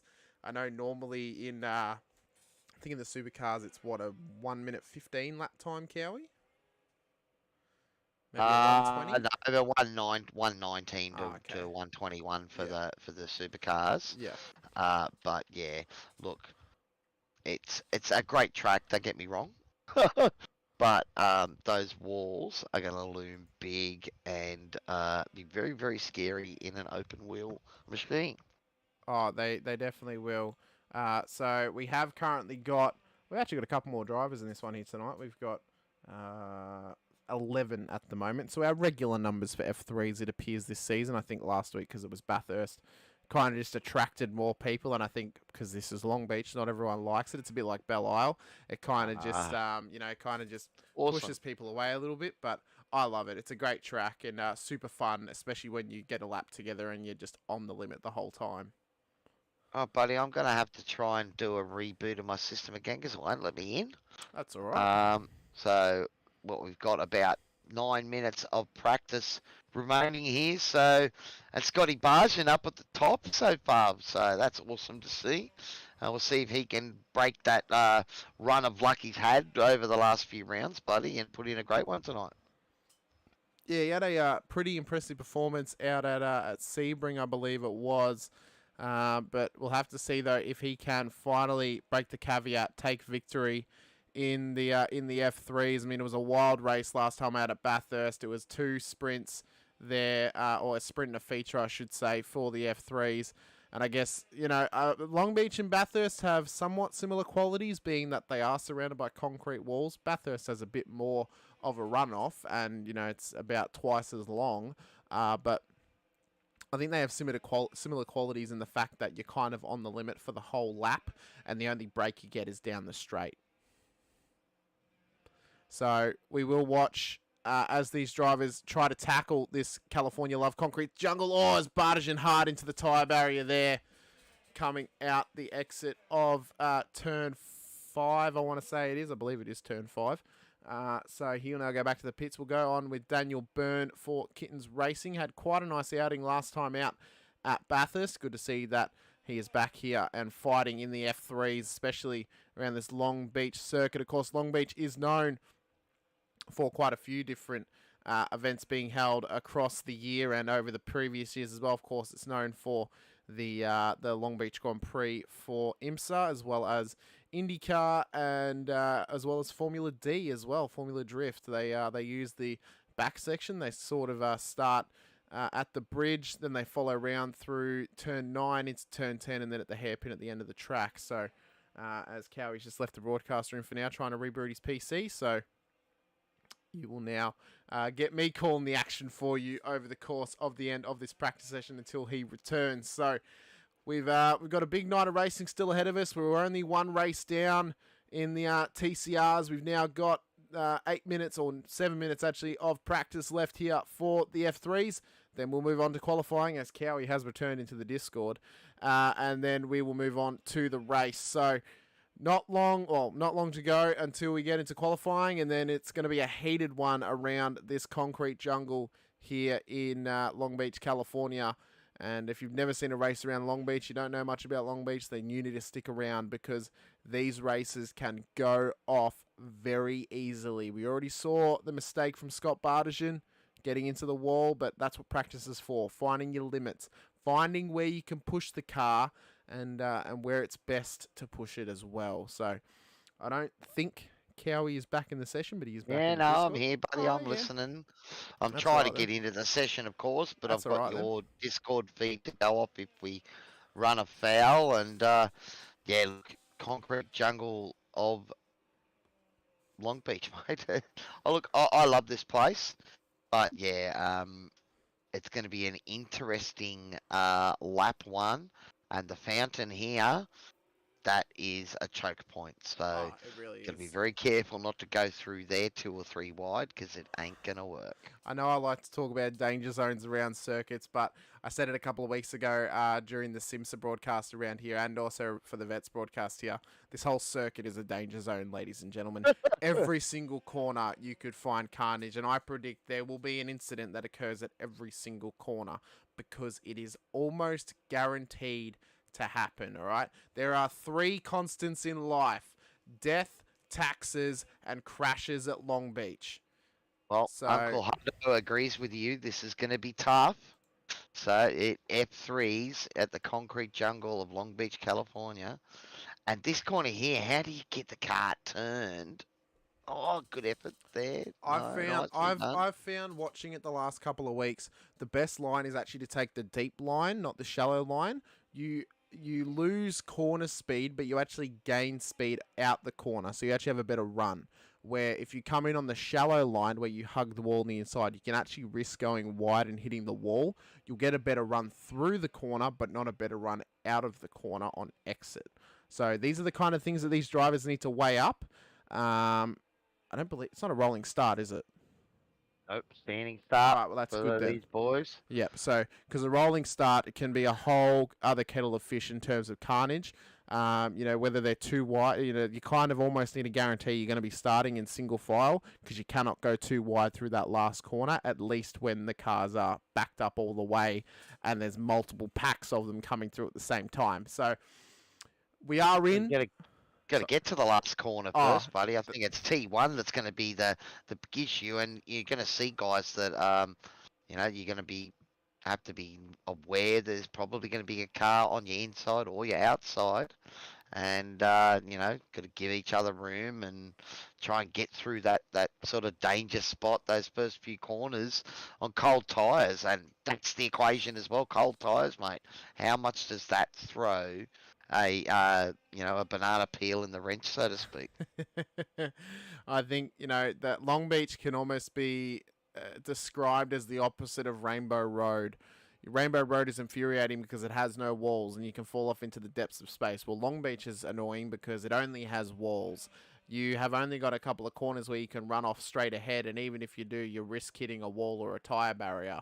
So it's going to be an absolutely tough affair for these F3 drivers tonight. It's not going to be a short race for them. I believe it should be 45 minutes, Cowie, if not an hour. It's an hour race, 60-minute race tonight for the boys.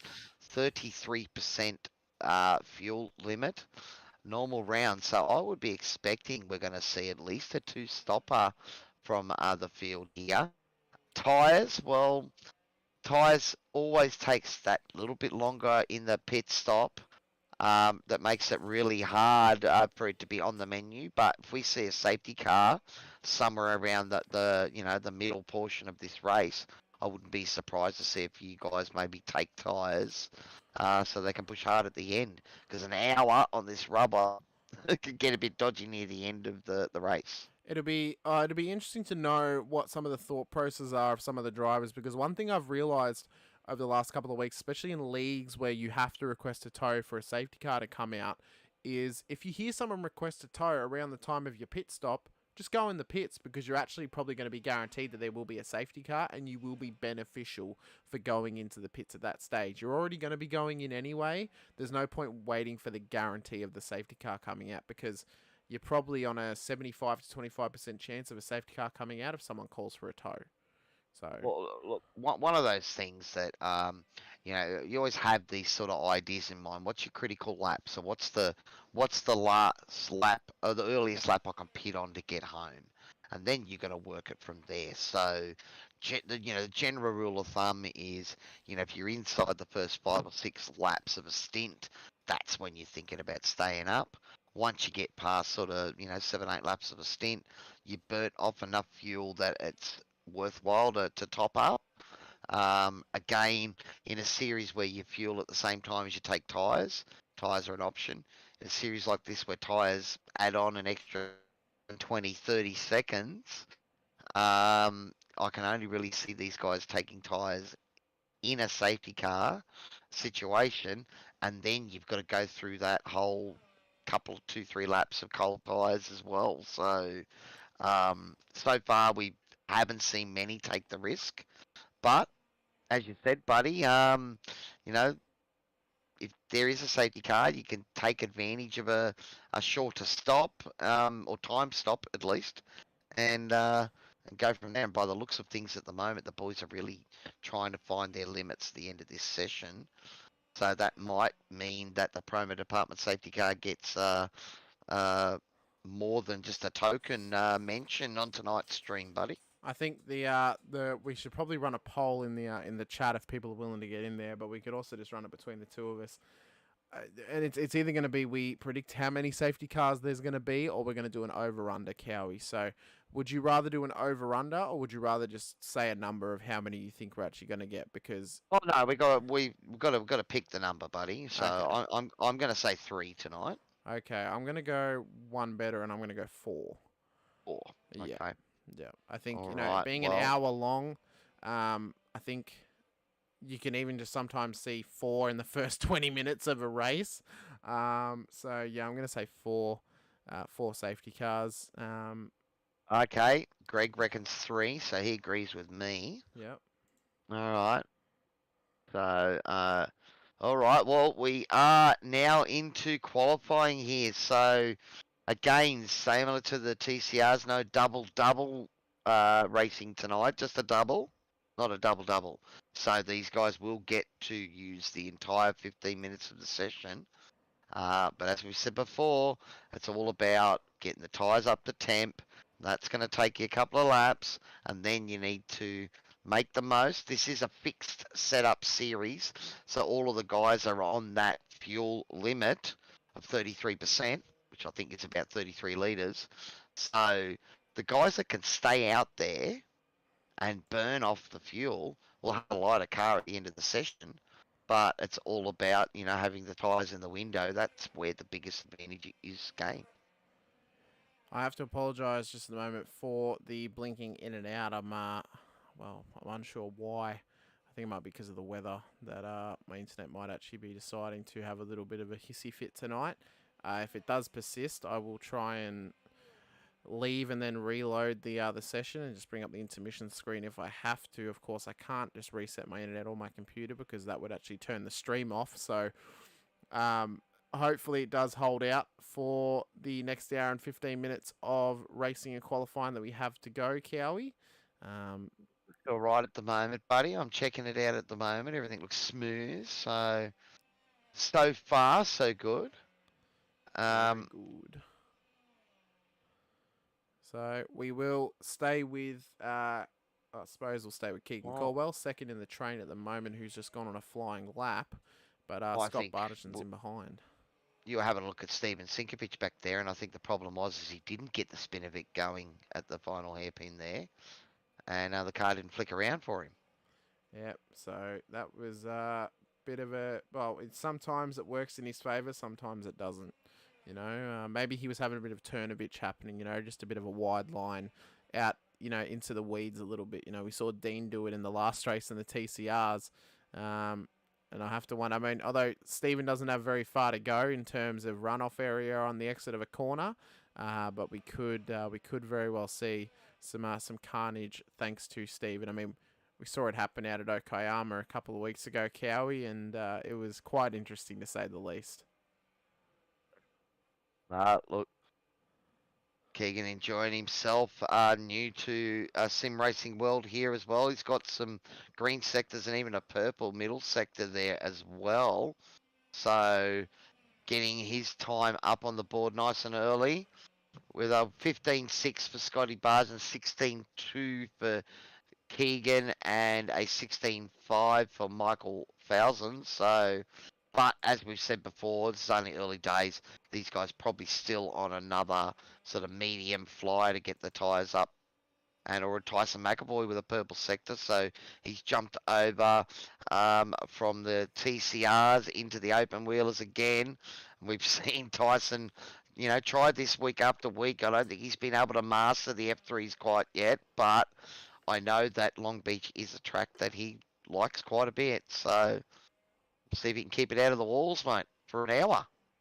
I think the lucky thing is since they are in the F3s and not the IR01 or even the Formula 3.5s, at least these cars are a bit smaller and can kind of just work their way around this circuit. I think if they were maybe in the IR01 or something like that, it's a bit too big and you might risk not being able to have so many tight battles or having so many different line options over the course of the circuit as Tyson just runs it deep through turn one. Did well to avoid hitting it there. So he had taken pole with a 15.1, but Scott Bartijan's just outdone him and gone 14.4. Although Daniel Byrne's just done a 14.4, but 200ths off Cowie Scott Bartijan's time. Yeah, boys are starting to turn it up, and as we get towards the end of this session, you'll start to see all hell bent for leather and how close that these guys can get it to the wall. But yeah, it's one of those things, man. Get a banker down nice and early, get yourself on the grid, and then you can push. Robbie Griffiths into P3 there with a 1:15.08. So that was quite an impressive time from him. He's been quite impressive over the course of the season. He wasn't in the TCRs tonight, though, so must have just been focusing on the F3s, or maybe just wasn't available in time for the TCRs. Sinkovic does a 17.0, but there is a lot of time to be found on this circuit, Cowie, throughout the whole of the circuit. I mean, every corner you could gain some time just by being on the throttle slightly earlier or turning in at the right time. Well, it's all about getting the car that you wanted to do. I mean, this is one of those tracks that it's hard to really push your brake markers right to that absolute limit. Lots of places for you to catch you out. And, the issue is that being a street track, you've got no runoff. I think Tyson found the only bit of runoff on the entire track. Daniel Byrne's just gone top of the timesheets with a 14.43. But Robbie Griffiths is on bound to get another fastest lap of this qualifying session. We'll see what he does here, Cowie. Oh, the final sector. Oh, it's a 15.08 then, so he's had a poor exit out of the hairpin, I would say then, because he had purples all on the board there and threw it away at the end. So it's not completely over yet. Still got about 9 minutes of qualifying remaining. Daniel Byrne with a purple sector there for number 2, and that was Steven Sinkovic in the wall, and he's bounced out and taken, I think, was that Adrian already got caught up in that, I think, as well. I think it might have been, yes. Yeah, so, but Daniel Byrne now 2 purple sectors, so he's starting to find his mojo and his groove. Can he get it turned and flicked around here and get on the gas? I think that might have been Stephen apologising too, and you could see that again, Daniel with an orange sector at the last part, but he's the second man to go into the 13s with a 13.78 on provisional pole. Scotty Bargen with the 13.94. So he snuck up in there while we were paying attention to some other people. Yeah, so Scotty crossed the line first, got the 13.9, and then Daniel just said, hold my beer for a moment here, let me get a 13.7. And then Robbie Griffiths with a 14.1, so he massively improves his time, but doesn't do it quite enough to get past Tyson in P3 at the moment. Oh, you can see right on the edge of grip there, Robbie sending it as hard as he could into T1, and the rear of that car starting to dance around now. Is it dancing the tune that he wants it to dance? That is the question at the moment. I wonder if he's a bit of an ABBA fan right now. Might be feeling like a bit of a dancing queen out there across the whole circuit. But he wants to make this his Bohemian Rhapsody in this race, Cowie, and just try and keep it nice and tidy and get a nice lap in. We know he has the pace on his day. We'll just have to see if he can pull it off here and get a good quality finish in qualifying and the race. Well, Fishy Motorsports machine at the moment. Adam Simpson is in the room, but hasn't been out on track yet, so maybe just logged on and hoping he can make tonight's race. He's coming in a BMW, so. Oh, has he? Mm-hmm. No, that's Adam Hughes. Adam Simpson is joining the Beamer. That's what he's done. Oh, no. He did it last week as well. And he did do it last week, didn't he? And missed out on the race as well, so... Is that a rookie mistake twice in a row, 2 weeks in a row? Maybe he's just not in the series anymore. Maybe he just comes in to watch Robbie race. Possible, know. but he has been our lone piranha on a Wednesday night for some time now.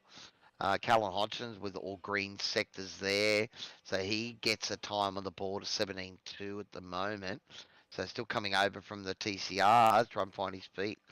But we can see now there's a mix of orange sectors with the occasional sort of purple lighting it up as the boys are really testing, the limits of where they can push. And, sometimes you can push in one part and it compromises you in another. So let's see what Daniel Byrne can do. He goes 2 purple sectors towards the end of the lap. Betters his time by 0.04 of a second to go. A 13.74 there, Cowie. The times are still close, as you've been saying. But they're close across the board in terms of the drivers that are actually around each other. It's been one of the hallmarks of this series, buddy, is that week after week we're talking hundreds, not tenths, splitting these guys in qualifying. And that's just a testament, though, even though the numbers are down a little bit this season. I know that real life gets in the way and makes it a bit hard for us to enjoy, our sim racing pastime. But, the boys that are here are just turning it on. And I think that's is that Keegan Caldwell sideways there in the Red Bull livery machine. Having a look at Daniel Byrne, the driver 808 for Kittens Racing. He's got a couple of purples in here mixed with an orange in the middle there. But you can see there, watching the onboard, watching that lap, he was right on the edge of grip several times. So has he managed to push and find another tenth or two? All purple final sector as well. He's taken another 2/10 out of a buddy at 13.55. So that gap now almost out to 4/10 to Scotty Bargent back in P2. So those tyres must be at optimal temperature right now, Cowie, and he is just popping in lap after lap throughout this qualifying. He's on form at the moment and he's on song to take pole position here in qualifying. It's going to take something special from Scott Bartigan to gain 0.4 of a second to get into pole position here over Dylan, but it is not out of his wheelhouse. Scott has done it before. He could very well do it again, but Daniel is looking super strong right now. Around here as he goes into the wall. Until then. So that will probably end this little run of qualifying. I don't know if he's got enough time to get heat back into the tyres and go again. Looks like Scott's out on a fresh run now. He's on an out lap. So I'd say he's timed it where he can maybe have one more final push. Probably not this next lap, but the lap after. He might be able to have a bit of a push at the end of this lap, like coming on to the next one. But I think that push lap will just be getting him up to speed for the lap that he really wants to push to try and gain time. It's smart to not go all out on your first flying lap at the start of a run. You can just use it to really find your pace and sort of get your brain up to keeping up with what your car's doing and what you want to achieve. So it's smart to do a multitude of things over that first lap. So we'll go on board with him now. We'll watch him for this lap. This is the man who is challenging for pole at the moment. We see Daniel come out of the pits there on the right-hand side. Of course, they're not allowed to cross that pit exit line either way if they're on a lap or if they're coming out of the pits. There's a nice and tidy entry, though, through the first section of this circuit, Cowie. I'm just looking at how close to the walls they are at the moment, and we're seeing a lot of commitment here as he is pushing this machine quite hard. But at the moment, still orange sectors, so I think, still needs this lap to get the tyres up to temp.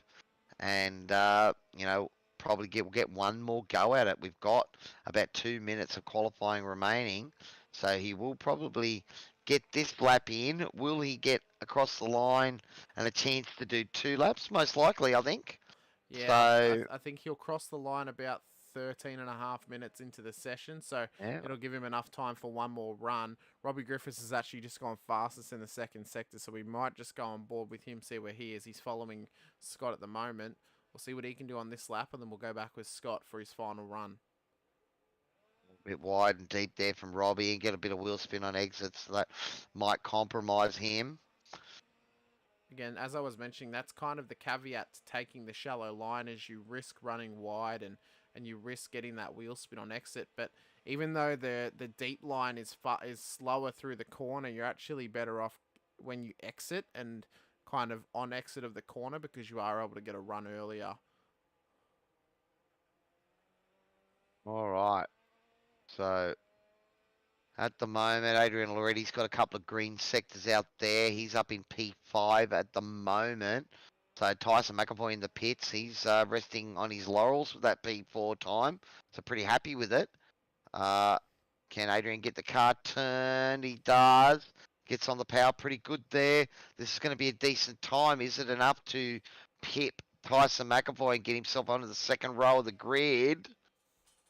Did we mention Joe Mahoney's comment in the chat saying, not a fan of this track, but these cars look wicked around here? And then he has asked you a question, Cowie. He said, Cowie, rough races last night? Question mark. Yeah. That wasn't a great run with a little bit of a door bang on the front straight at the start of the race that damaged my car. Daniel Byrne, look at that, purple. This could be our pole lap. He's got it off the last corner and got the gas down. Let's see what time he pops up. We'll get back to the pain and misery in my last night race. And he does a 13.37. So he's found about 5/10 on the rest of the field. And Doug Gowans has made it out on track. Great to see you, Grandpa. But yeah, Joe, just one of those nights. I had damaged car first race, and that meant me starting in 15th for the second race, and I was probably just pushing a little bit too hard and ended up making a couple of mistakes. So yeah, not my round, buddy. I was a bit disappointed because I had some decent pace, I felt. But you know, that's what happens when you don't get it quality teed up like these boys are doing, and you end up mid-pack, mate. All right, so who's left out on a lap at the moment? Keegan Caldwell's just finished his Gowans. lap. Doug Gowans is still out there trying to set a lap as well.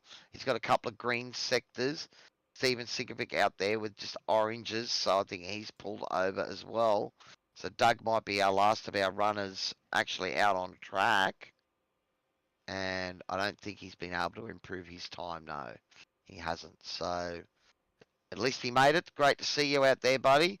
Bring the field up to lucky 13 drivers. Is that an omen tonight for Hamish and myself's bet on the number of safety cars? I say 3. He says 4. Race Control has backed me up with 3.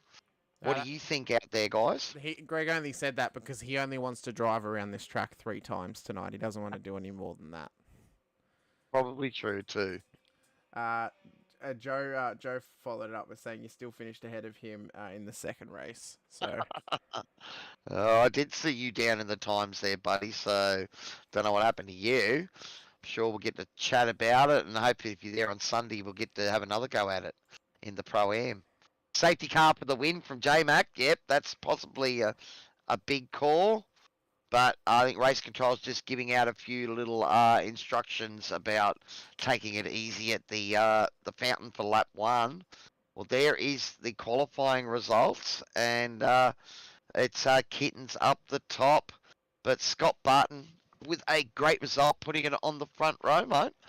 yeah, he's done well there. We'll bring up the grid for everyone now of this race. Taking out pole in that qualifying session, well, he was super impressive, 5/10 faster than the next car behind him. It was Daniel Byrne for Kittens Racing. Had a wild and great weekend last time out at Bathurst, and he's followed it up with a pole here today. Scott Bartigan will start at a P2. He's been up the front all season. It's good to see this run of form for him. Hopefully he can back it up today and possibly take a win. Robbie Griffiths will start from P3 for Fishy Motorsports, just ahead of Tyson McAvoy, the TCR winner for tonight for Performance Sim Racing. Adrian Loretti for Kittens Racing will start at a P5 alongside his teammate Danny Matisic in P6 there. Callan Hodgkinson, who had a bit of a race to forget in the TCRs tonight for CXR, will start from P7 in this race. Then it will be Brad Hudson out of P8, Michael Falzone in P9, Keegan Caldwell in P10. Dean Sinkovich will start ahead of his brother in P11. Stephen will be in P12, and then we'll move on to P13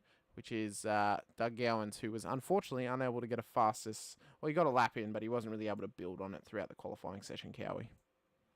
Wow, that's it. But Doug made it to the grid, so it's great to see. So we've got a lucky 13 cars out there.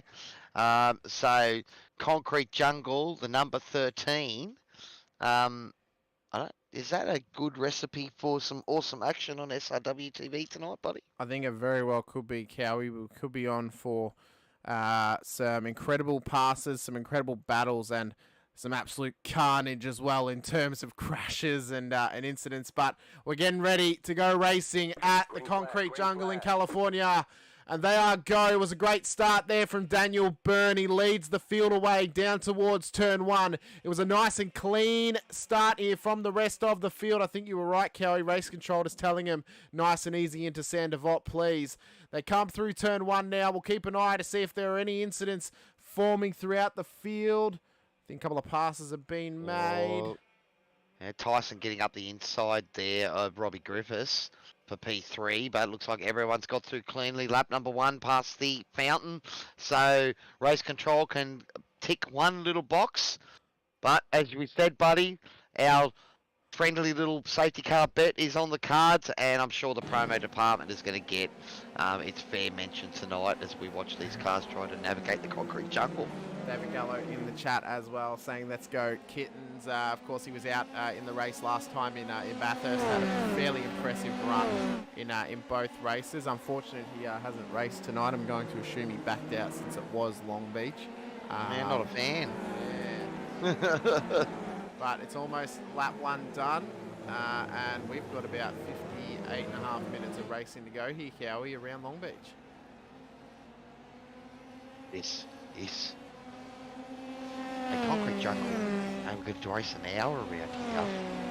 And, you know, again, it's sort of one of those places where you don't even really get enough time down the straight to grab your drink and have a drink. So, you know, trying to stay concentrated for the full length of this race, I think might be a mission. And, you know, we're going to see these guys drive these tyres right to the edge of their limit, getting down to the last 10 minutes of this race, mate. We'll have to see who's got tyres left. Yeah, I think it's going to be the talk of the town is how can these tyres survive this circuit. I mean, Long Beach is known as not only a car killer, but a tyre reader as well. It's a bit of a vulture when it comes to weary and injured tyres left out in the sun from the, left out in the hot California sun, I should say, here in Long Beach. It's a difficult circuit to make your way around, of course. Not only the concrete barriers, but again, the fact that it is a tyre killer is what can lead to incidents happening, Cowie. Well, I was doing a bit of research earlier, and you know, the reason that this track actually exists is that, of course, you know, a rich American thought that, you know, he could create a Monaco-style event, and he thought, you know, we're better than, you know, Long Beach, California, or the sunny beaches of that. It's an awesome spot for a Monaco-style race. I know they're missing a bit of water. They've added some extra things with the fountain and that there, but that's the original ploy and play of this place. And, you know, it's always been a big race in the IndyCar season, and it's awesome to see SRW come here and tackle it in these F3s as well tonight. Joe Mahoney in the chat saying looking forward to 60-minute races again, bring on next week, and saying these blokes make it look easy. And you mentioned this circuit was kind of made to be the US's Monaco Grand Prix. I would argue it might be a little bit of a, maybe not a little bit of a sort of unpopular opinion, but I actually think Long Beach is far superior to Monaco in terms of track layout and actual ability to make overtakes. I actually think the Monaco GP is a little bit boring to watch. Unfortunately, Monaco is one of those places that's classic and iconic and was probably made for cars that were built 50 years ago. So it's sort of one of those things. But, you know, these cars here at Long Beach, you know, this is a fun track in the supercar. I know it's a fun track, you know, in the GTs as well. So, you know, why can't it be a fun track in F3s? The Indy cars can do it. These boys can do it too. Oh, we have a car in the wall there and the safety car out, so we missed that. I think that is Tyson McAvoy. So, unfortunately, I don't know if I put the commentator's curse on my boss, but I know that he has, you know, had his fair share of demons in the F3, and he's just gone in really, really deep there, and yet nowhere he was pulling that. Oh, no, Robbie Griffiths Robbie as well. He's taken Robbie out as well. Unfortunately, not much Tyson could do about that to avoid Robbie bouncing off the wall, but seems to be it's a difficult task jumping from one car to another, and these cars here where it's all about trusting that you've got that grip, because then you get more. You can't half drive them, can you? No, I mean, it's almost like a polar opposite of cars. I mean, to go from a front wheel drive enclosed, you know, little hatch in the Honda Civic to then driving a car that relies on you to push it to its absolute limit for it to actually have grip. It's quite a tall task to be fast in both on the same night. It can be done on separate occasions. You know, you can be fast in one, practice for the next couple of days, and then be fast in the other. But to go back to back in different cars, Cowie? Well, we thought Tyson had some pace in it. He put it P4 on in qualifying, so he's definitely got pace in his car. It's just one of those things, you know, I mean, it's different driving styles, so, you know, you've got to adapt quickly, and, you know, as I said before, this is sort of one of those tracks that doesn't really give you a breather, so you've got to stay on it the whole time. We almost need a bit of a safety car counter on the screen just to keep track of how many we're having in this race. We're already down to one, we're already up to one, and it came out only, what, 4.5 minutes into proceedings, Cowie? I mean, 54 minutes to go from this point. We made it to lap 2 of the fountain, so it wasn't lap 1. So, you know, we're already up 1 here on the officials that happened a couple of weeks ago.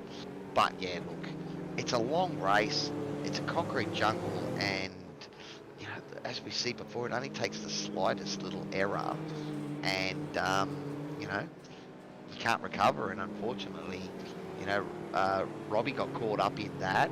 He is back out on track, having done his pit stop. So he's picked up a little bit of fuel and fixed his car. Unfortunately, though, probably only one fast repair available to these guys tonight, and we're not even inside the first, past the first 10 minutes of this motor race. Yeah, I mean, you'd be a little bit worried if you'd have to use it within the first 10 minutes, knowing that there's 50 minutes to go, or more so now, since he would have had to use it within the first 5 minutes of this race. It's, you know, it's always the talking point of this circuit. No matter what you watch, no matter what broadcast it is, they always say there's always going to be crashes at Long Beach.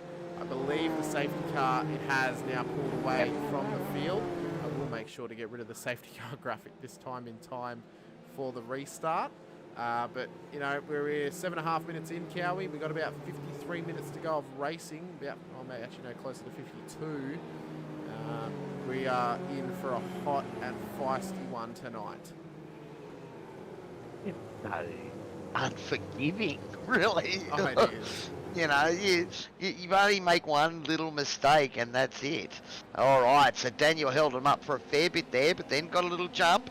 I think he caught Scotty napping there a little bit, and now Adrian Loretti, he would have been in the team chat, and he was ready to take advantage as well. So, bit of team play there, I think. Can Adrian get it pulled up? He has got it done.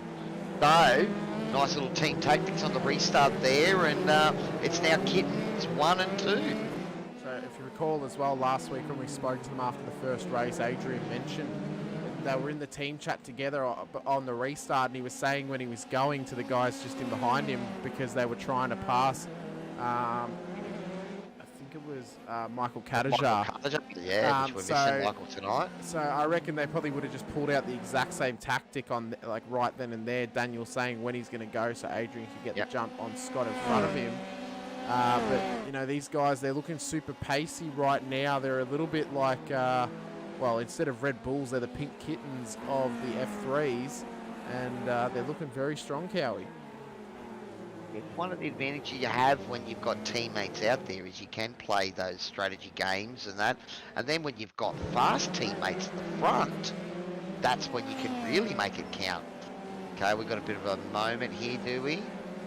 Oh, Robbie Griffiths into the rear of Doug Gowan there. Unfortunately, Robbie's fixed that car, and that's going to put some more nose damage there. And maybe even a penalty coming his way. I don't know. Did that cost Doug a few positions? It did, but he did redress. Okay, well, I'll have to see if that's enough for race control to be happy with that. We do know when it costs a redress is okay when it doesn't cost positions, but at the moment the car in front loses positions as a result of your incident. That's when, you know, the race control's got to say, okay, well, is a redress enough, or do we deserve to put a bigger penalty? Great run here from Scott, but he is looking to try and get up the inside of Adrian Loretti. He puts the nose out, no, thinks better of it. Adrian goes deep, so Scotty now trying to get up and hold the inside line for the hairpin, and he's got it done. So Adrian going to try and do the little slingshot, what you would do in quali, and here Scott's going to stay right over to the left and force Adrian to go the long way around. This is great action, buddy. He forced Adrian into the deep end of the pool there, making him take the deep line. Of course, it as mentioned, it affects corner speed, but the run you get down the straight is immense compared to the shallow line, and we see it work perfectly for Adrian as he reclaims P2. A great driving from both those boys there, so awesome to watch, and you know, it's still on.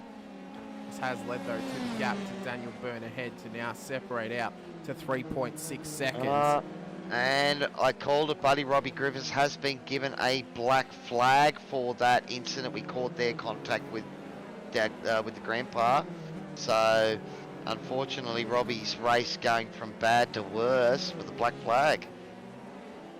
So we'll now go back up. The only mitigating factor is that it's early, but you can see there that front wing. Was that Scotty that went wide there? I think. That was Scotty just then. Yeah.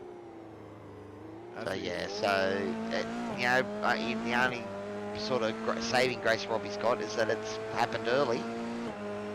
That is true. It has happened early, so plenty of time to come back. I mean, I think somewhat of the beauty of Long Beach is if you're actually going to be involved in an incident, you want to be involved in it early in the race, because you are almost guaranteed there to be more incidents throughout, and you will actually pick off positions if you just stay in it and stay clean for the rest of the proceedings. So it's not over yet for Robbie Griffiths. Anything can happen in SRW, especially in the F3s and especially around Long Beach, Cowie.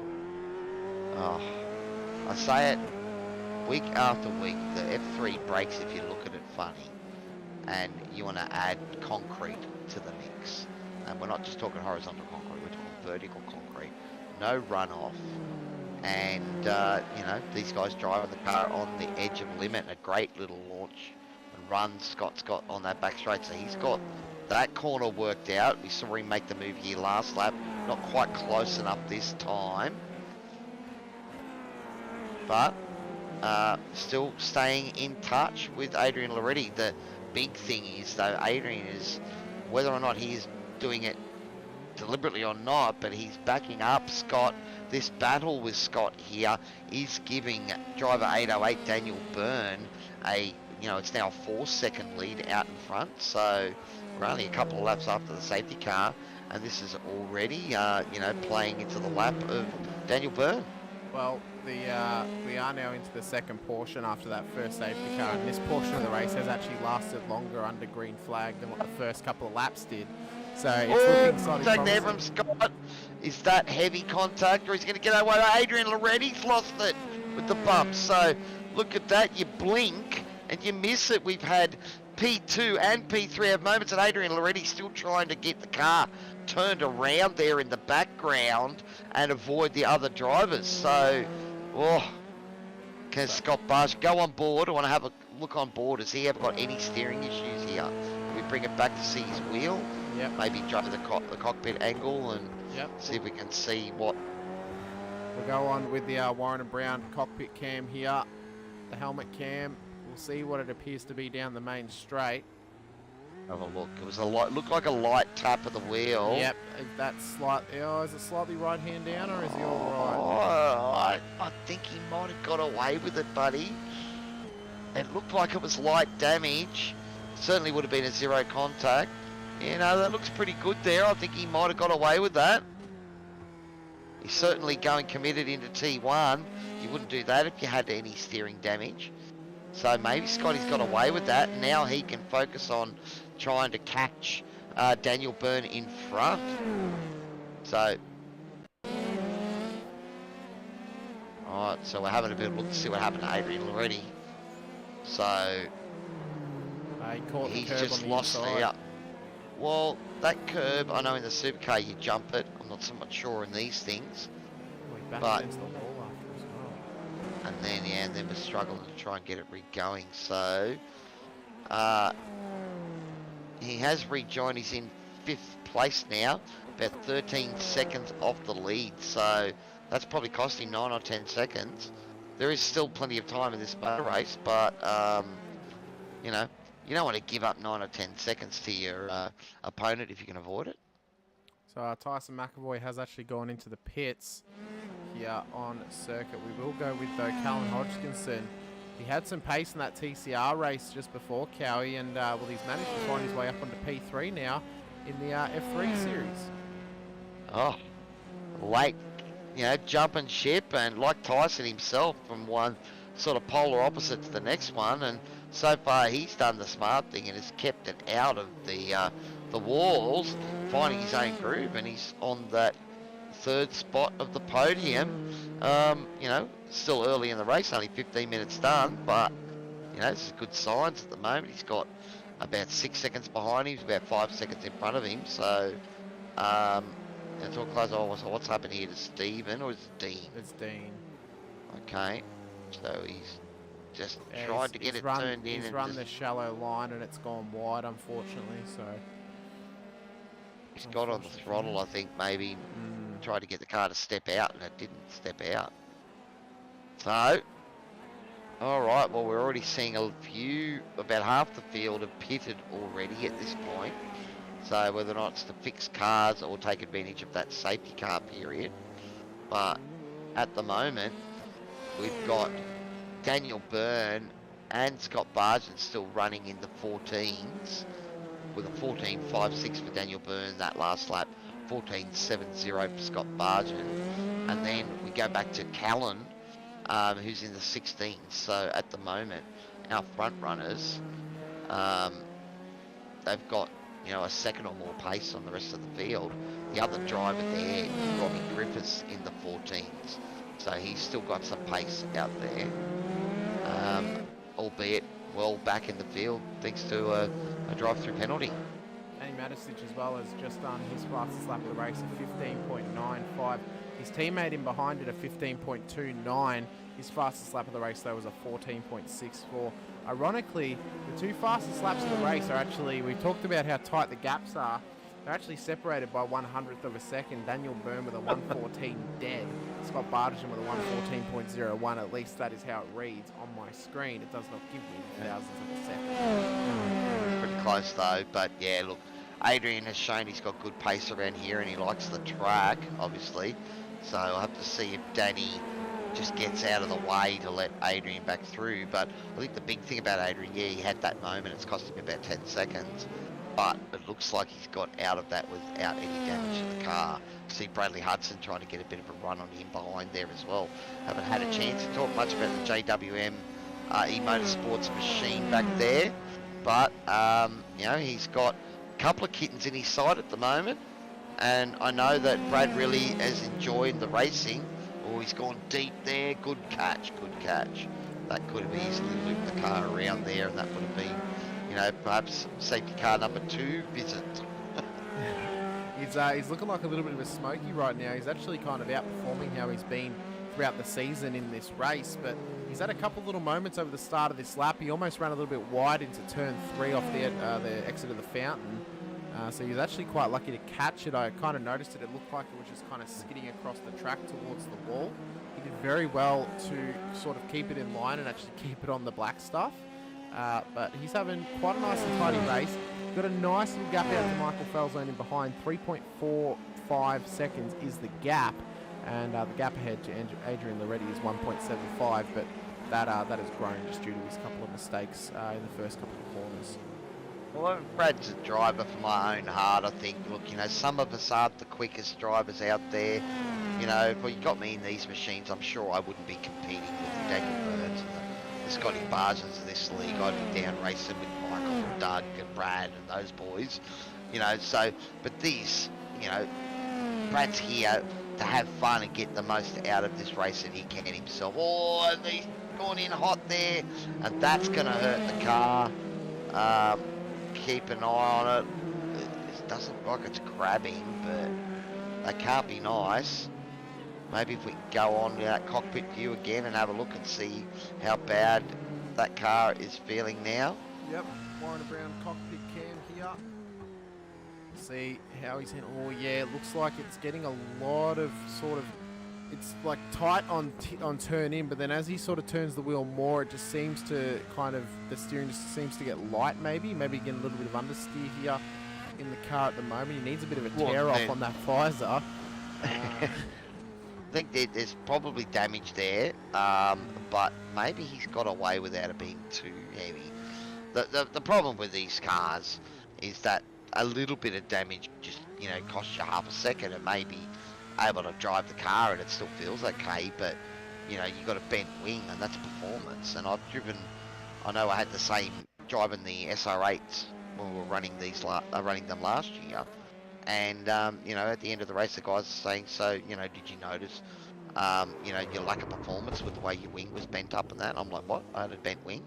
I didn't know. And unfortunately Steven Sinkovich there losing his wing completely, so that will make that car an absolute pig to drive now too. So Steven Spinovich strikes once again. Tornado Sinkovich comes through California and just smashes into the tyre barriers at turn 8, Cowie. Daniel Byrne here in a league of his own at the moment, and that gap now out to about 6.7 seconds. Oh, and he's come in and pitted. So, all right, so this is interesting. If that is about where our pit window is, so we're having a look at Keegan. What's happened here to Keegan? Bardishan's also coming as well. Oh, he's just gone in deep. Oh, yep. So I think we're right near the end of the pit windows. Keegan losing his wing there, or getting out of the way as Dean's come through. All right. So Hudson, who's already pit, has actually stayed out, so he will actually claim the lead of this race. He took advantage of that safety car to pit early. I think you might be right, Carrie. This is definitely going to be a 2-stop affair, but he might actually be forced into a 3-stopper since he actually pit on lap 3. So he hasn't really gone long enough. I'm thinking if these guys are pitting 21 minutes in for fuel, and we had, what, 2 laps of safety car, so maybe this is actually a 3-stopper, and Brad's little, you know, trip into the pits there earlier maybe brings him into, you know, a 3-stopper from now, so he's done one of them under the safety car. So that will be interesting to see if Michael Fowles and Brad, I think Steven Sinkovich went in on lap 4 or 5 as well, so those guys have just put themselves out a little bit out of sync. But that may mean that they only need 2 more stops to get home, whereas the rest of the field's got to do the same thing. They've got to stop 2 more times. Oh, big catch there from Brad Hudson on the exit of turn 11. Really just lit up the rear end. This has also put Michael Falzone up into P2 now as well. If this is a 3-stop race, these guys will only need 2 more stops to get home, I would assume. As It's going to be interesting. It would be a real splash and dash towards the end. I mean, you could assume if we get 1 more safety car, I guess it's not a chance of if, it's when. Well, no, but you think about it this way, right? So they pitted on about 21 minutes into the race. Say the safety car added 3 minutes, so that's 18 minutes stint. So if we stay at race pace, that leaves you 6 minutes short. at the end of the race. Brad Hudson pitted on lap 4. Lap 3. Or lap 3. Yeah. So that is 2 or 3 minutes of that. So now that's playing closer to that window. So this, maybe they need another safety car to lock it in, but it seemed pretty close. We'll just have to see how many more laps these guys do. Do they come in 3 or 4 more laps further than Daniel? Or a bit of a moment there in front of him from Dean Sinkovich, and Bradley tried to copy that, I think. All right, so who's that going? It's Michael Falzon. Right, so Michael's only got an extra lap or so out of that. The thing we've got to think too is that those fast guys, they're not just fast, but you know, like the Fishy Motorsports guys in the V8s, they're fast and they can save fuel at the same time. I think Brad was lucky. He was in the tow for quite a period behind Lorenzo and Madison. Oh, he's had a moment, but he's caught it. So that could affect how long his stint can actually go now, because those tyres will be screaming for help. And if the other guys have taken tyres, then he will most likely have to. Robbie Griffiths' stop was on 36.38 seconds. Doug Gowans did a 1 minute 09, so he would be the guy that's taken tyres. Yeah. So Doug's taken tyres. Any 40-second stops, there'd be no tyres. That'd just be straight fuel. Getting him in. Now Stephen stayed out there, so has he got no fast repair? He's already used it. He's already used his fast repair, and without any wing there, that was always going to be a recipe for disaster. He's almost rolling around on a Formula Ford at the moment without that rear wing. As Hudson comes in, Byrne takes the lead of this race. What would actually be really telling is, since Hudson's on a sort of out of sync strategy now, is if a safety car actually plays into the hands of his strategy, because he might come up on his next stop, these guys might pit earlier than him, safety car comes out, and then suddenly he's in the hot seat to take advantage and get a free pit stop in on the last stop of the race, and be able to save a couple of laps of fuel behind the safety car as well. Yeah, look, I think it's going to require a safety car for him to get an advantage of a stop over these guys. But he's pitted on that lap 19, lap 20, depending on if he's pit base before or after the line. So he's got 2-3 lap advantage. So we're talking, maybe 3 seconds. 3 minutes there of that calculation. So he's probably got half of what he needed to get home. So whether or not you save for the rest of this motor race to eke it out, or you get it done, or you're going to come in and splash again. Or Doug Gowans with a big moment. That's a very common it's a very common thing when you drive, or when you're driving. I wasn't thinking more the spot on track. I'm talking more about a driver adapting to the F3. Because what happens is, you've got to trust the grip. So you've got to send it into some of those corners and just know that you've got grip there. But what happens is, that gives you, I don't know if it gives you a false sense of security of where the limit is, but it does blur that line of how hard you can go in there. And sometimes, you took it hard the lap before, so I've got to take it hard. And you take it that little bit too hard, and it goes on you. So, yeah, I find that these things, they lull you into a false sense of security when you're trying to drive near the edge. But the problem is, if you don't drive them near the edge, then you're slow, and you can actually be, a little bit of contact there, and that's going to kill. That's Danny massive. Matisic's car has been destroyed, and that's surely got to be a safety car. It is. Greg Barber has left pits. Yeah, he can't drive that. This front brake wheel. Oh no. Well, safety car number 2 out, and that was a big moment to jump on board just as we caught that live.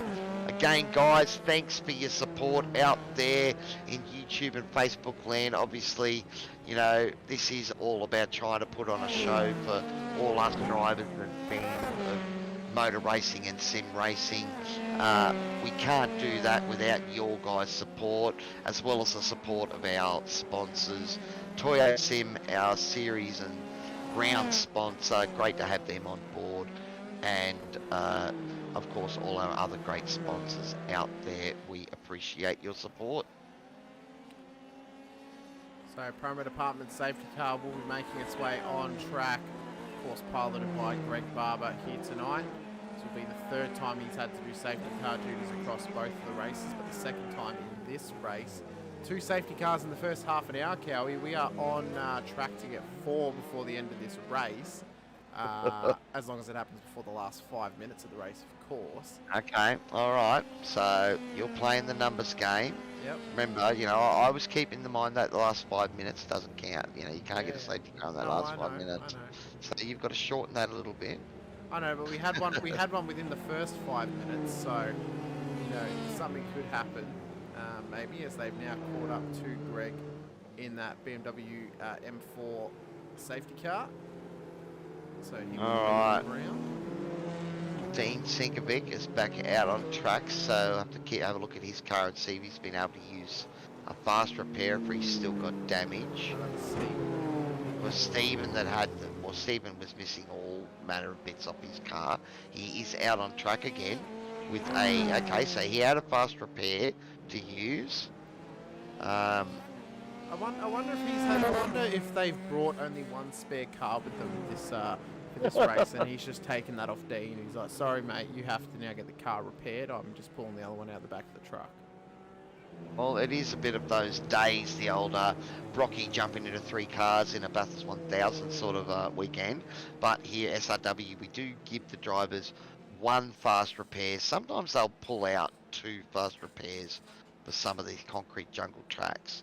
But I didn't hear anything out there. Guys, if you're in YouTube and Facebook land, you know the answer to that. Let us know. So we might just run through the field since we are under safety car. Tyson McAvoy, who should be on track but is not showing at the moment, is currently in 13th position. Keegan Caldwell is in 12th, trying to make it to the end of the train. Danny Matisic currently in the pits after that absolutely monumental stack at turn 1. He's currently in P11. Dean Sigovic is back out on track now in P10, and then his brother Stephen, you can see him just further ahead of him there in P9. Doug Gowan's currently in P8 after a couple of spins throughout proceedings, and then Brad Hudson, who, well, we can't really call him the cause of that incident, but he was involved with Danny Matisic into turn 1, is currently in P7. Robbie Griffiths at the moment in P6, Cowie. Yeah, well, he got that safety car to bring him back into the thick of things. Brad Hudson did take a pit stop, so he's pitted lap 22-23, so he's maybe brought that window a bit closer, and these guys may be now thinking they can get home with 1 more stop. But yeah, Robbie Griffiths, you know, the early on, right in the thick of things, and a penalty coming his way, but now that the safety car has brought him back into the play, and I suppose, you know, it's one of those things that happens. You know, sometimes the safety car could be a godsend, other times it can be really, really cruel. Callan Hodgson currently in P5 as well, just behind Matthew Falzone in P4. Adrian Loretti is now back up into P3 of this race, and of course the top 2 have been the top 2, well, for the majority of proceedings apart from the safety car period. Scott Barton in P2, and then Daniel Byrne leading the way in P1 at the moment. Kelly. Keegan getting his lap back there. I wonder if when Danny catches up, they'll get, I know wave rounds are complete, so unfortunately it will mean that I think Danny stays a lap down at the moment. Looks like Tyson, is he back out on track? Like he must have used up that fast repair and he's damaged the car again, because we haven't seen him out there. He's not in this session. I think he might have actually left. Yeah, so I think that he broken the car, fixed it, and then broken it again, and unfortunately struggling to swap over from the front wheel drive to a rear wheel monster, you know, A rear-wheel at drive, these things. many more horsepowers, but made of paper mache open-wheel car, compared to the tin can that is the TCR. So That's I would right, I assume we're going to get door- one more lap, Cowie. Yeah, well, I was going to say door banging in the TCRs works in these things. They don't. Now, one of the things I was going to mention a bit earlier with the F3s too, I think part of the reason we are here at Long Beach this week, isn't it, the Miami Grand Prix this week? So this is another... Is it this week? You've been saying we've been talking about the Miami Grand Prix for the last 3 weeks. So last weekend It was Azerbaijan. last weekend was Azerbaijan. I don't know if they have a race 2 weeks in a row at this stage. Oh, I think there is. I thought there was Miami this week. Okay. Well, all right. I'm not going to put myself completely out on a limb. You're going to Google it. Cool. Thanks. Thanks, Dave. Glad you're enjoying the call, buddy. You know me, man. I'm going to hang as much shit on myself as I hang on to anyone else. So, of course, guys, I don't really mean it. I love watching you boys race, and the more carnage, the better, as far as I'm concerned, I think. Yeah, so this weekend is Miami, Cowie. There you go. So, well, I was seeing there was an update in the season standings for those following the parallel series. So, yeah, at the moment, the Formula One parallel series is being led by Daniel Byrne, Michael Cuttajar in P2, Jay Dixon in P3. So both P2 and P3 missing this week. I think Jay said he was going to be out for a few weeks last week, didn't he? Yeah, I think maybe some of the drivers might only be focusing on the parallel series as the safety car is pulling away now. So we are about to go get racing once again. 36 minutes into proceedings, 24 to go.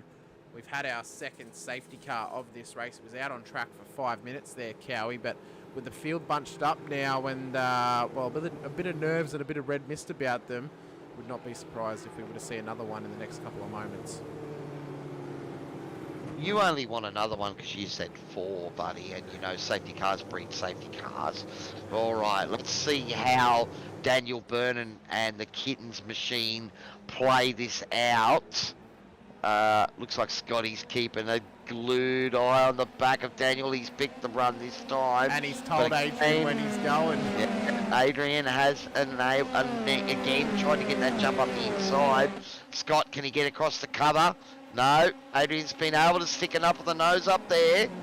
But Scott goes deep.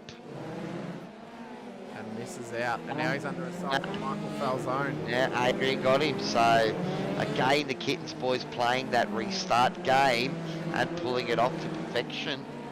Well, there's been an incident with Doug Gowns and Danny Matisic. We'll pull up the replay just quickly. Oh. Danny Matisic in the wars once again.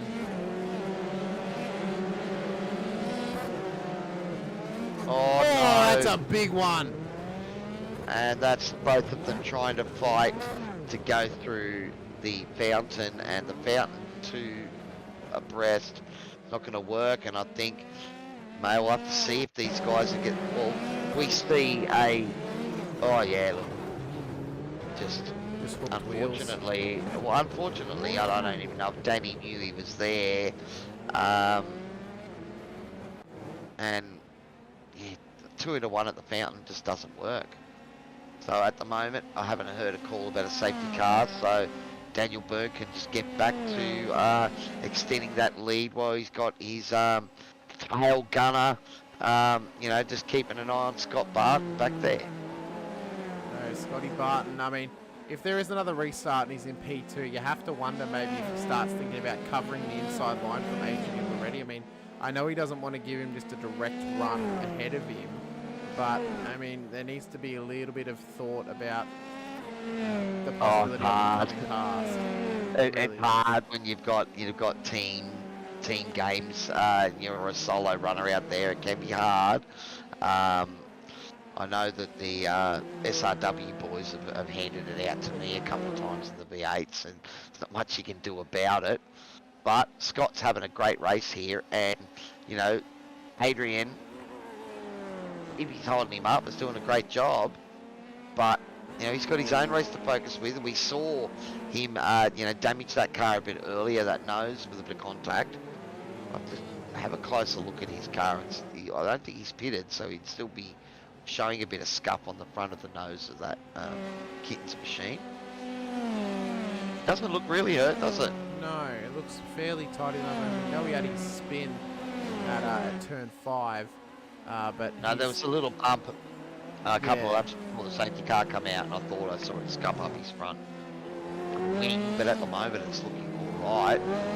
He certainly seems to be able to be driving it. He did a 14.5 last lap. It was Daniel Byrne to the 13s with the fastest lap of the race on that restart, so he lit it up. First driver into the 13s for race pace is Daniel Byrne. Race control, car number 662, drive through for contact with car 3 on lap 21, so that will be Brad Hudson. Brad Hudson, yeah. Unfortunately, we were talking up, Brad, you're having a great race, mate, and then unfortunately, contact, and now is not the time you want to take a black flag with only 20 minutes to go, because the likelihood of another safety car, well, it's starting to dwindle, though. But we might see a little bit more hastiness from drivers to try and make up positions. So we might see a couple of torpedoes, a bit of frustration, and maybe a similar incident to what happened in the TCRs where we see someone dive up the inside that could lead to more safety cars happening. Well, it could also be a fuel game from these boys as well, but got the car sideways there but caught it nicely. But, you know, these guys pitted about 19 minutes ago. Had a safety car, so maybe that extends that window out. So I'd be expecting these guys to come in for their next pit stop, you know, probably within the next 5 minutes or so. But that has probably meant that they can make that final window. So one more stop, and they can get enough fuel in the car to get home. Let's just see how deep they can go, how much further ahead they can be, and how clean they can keep it, Cowie. We've got just under 20 minutes to go of racing around Long Beach. 15 minutes until either of our predictions are either made correct or incorrect. It's looking more likely that yours is going to be correct, but maybe Greg has fixed the field here a little bit and said, nah, that's it, I'm not doing any more than 3 trips around this circuit. It's going to be fairly interesting as just having a look at the standings for the regular season as well, because Jay Dixon, our current series leader, he's out, and he did say he's going to be out a couple of weeks. Robbie Griffiths was running P2 at the moment, and he's had his moments this race, but now up in P5, and Scott Barton is P3, so, you know, Scotty, even though he's battling hard to try and take the fight to these kittens, as far as the championship goes, you know, this is a good solid all points. Yeah, it is. I mean, finishing, if he does finish where he is at the moment, finishing ahead of Robbie Griffiths and, of course, Jay Dixon being out this week, it's going to pay dividends for him a little bit in terms of championship standings. I mean, if Jay's out for 2 races, one of them would be a drop round. You know, it just means that Robbie needs to try and get maximum points if he can to take as much advantage as he can for Jay's drop round. Yeah. I'm just hoping that Jay's only missing the 1 week. I seem to recall him saying he's going to miss a few. You know, you know, unfortunately, real life gets in the road. You know, it's a bugger sometimes. I'm sure most of us would love to be doing this professionally, sitting on our sims talking about it or racing it. But I suppose you're going to be pretty good to be doing that for a job. So Brad Hudson has been in the wars once again. Let's see what's happened to him at turn 9, and he's just straight lined it. Gone off the circuit, done well to somewhat keep it out of the wall. 10 or 15 seconds though. And look at this 8-point turn to get it turned around. Adrian Loretti's had a moment. Oh no! Oh, and it's big. Oh, that's going to crab. Requesting a tow. That is probably going to be safety car number 3 because he is bended at the fountain. It is a safety car call, number 3. Wow. 16 and a half minutes of this motor race to go. And let's just bunch them all back up again. So it's going to probably come down to the battle of who's got a fast repair left. We're probably going to also have to have, we're going to have 5 minutes of possible Yep, look at them all car pitting. running. Yep, they're taking advantage because now's the time they want to come in to make it to the end. Of course, they're within the 21 minutes that it took them for the first sort of allotted time that they were on track. They've now been out on track for another 22 minutes with another safety car. So I think you're right, Cowie. The safety car sort of adds just maybe 1 or 2 minutes of possible extra running that they can get on fuel, being behind the safety car, saving a bit of fuel across the laps. Well, I think that, you know, the 2 safety or 3 safety cars tonight have probably taken a pit stop out of the race as well, I think. Yeah. I think if we had stayed green the whole time, these guys would have only been able to run, you know, 17, maybe 18 minutes per stint. And that would have meant, you know, a little splash for about 9 or 10 minutes of fuel at the end there. So definitely, you know, this has come down to a final sprint to the finish, but we wouldn't have it any other way here at Long Beach. It's just brings the action time and time again. You know, if you want to call it action, call it action. If you want to call it carnage, you can call it carnage too, I suppose. But it looks great. I don't know if I'd feel the same if I was driving, so. You'd have to assume we're probably going to be under safety car for maybe the next 3 to 5 minutes. It's going to give us 10 minutes of racing left with 5 minutes possibly of another safety car. You know, they're edging closer and closer, and these safety cars, they'll work as little breaks for these drivers. They'll be able to reset the mind, you know, reset the game plan a little bit. The drivers who've pit, they know they can push towards the end. They know now they can make it to the end of this race, saving fuel underneath this safety car period, for example, will allow the leaders to get home. So Scott Barton, Daniel Byrne, and Michael Falzone, actually, who's on the podium at the moment, have all got an opportunity to not need to pit again. Same with Robbie Griffiths in P4. Now, he's going to be bunched right up behind Michael Falzone on the restart. We know Robbie has pace, Cowie. It's whether he can take advantage and get a move done before the checkered flag waves. Colin Hodgkinson, he's pitted about 4 laps before these guys, but, you know, if this safety car stays, you know, out here at least another lap, I'd say he's probably playing the numbers game, thinking I can make it from here. So, yeah, I don't think anyone's going to have any fuel issues at the end of this race. Looks like we are down to, what's that, about 10 runners now. Tyson McAvoy gone. I'd say Danny Matisic is gone as well. Keegan Cowell is a lap down, but he's out there. Adrian Lerity has just got out. Is that Keegan getting his wave around there again? That was Doug just then, but they probably should give Keegan a wave around because he's actually separating the leader in P2 at the moment. So it's almost a bit of a Max Verstappen, Lewis Hamilton and Abu Dhabi. Here we go. Yep, the wave around has been called, so that will get him back. And so that will probably mean the safety car will stay out at least for another lap. Yep, and that's going to bring that time down. So I'd say any concerns Callan Hodgkinson might have had over his fuel limit is probably going to get waved away by you know, another lap on the safety car. It will be very tight though. I mean, he's on a 2-stopper at the moment. It'll be a wild scenes to see him do it in 2. But I mean, it's put him up now into P6 in this race behind Dean Sinkovich. Actually, he's having the race of his life at the moment, up 6 positions in this race, and he's currently him and Michael Falzone both up 6 spots. They're currently, I'd say, tied, or they are tied for the. I'm trying to think of a good side. The Grim Industries overtake award, I would say, for most. Well, most it wouldn't be the. gained. Wouldn't it be the Tempting Sweets driver of the night? Would you say their driver of the night, or would you say it's Daniel Byrne? Well, look, he has done it well, but he's had Adrian Loretti running as a little bit of a rear gunner for him. Now Scott doesn't have that to deal with, so that's going to be interesting. And a whole heap of different seasonings have gone on top of this sizzling steak that we call a race at Long Beach, ladies and gentlemen. We are on for a wild finish.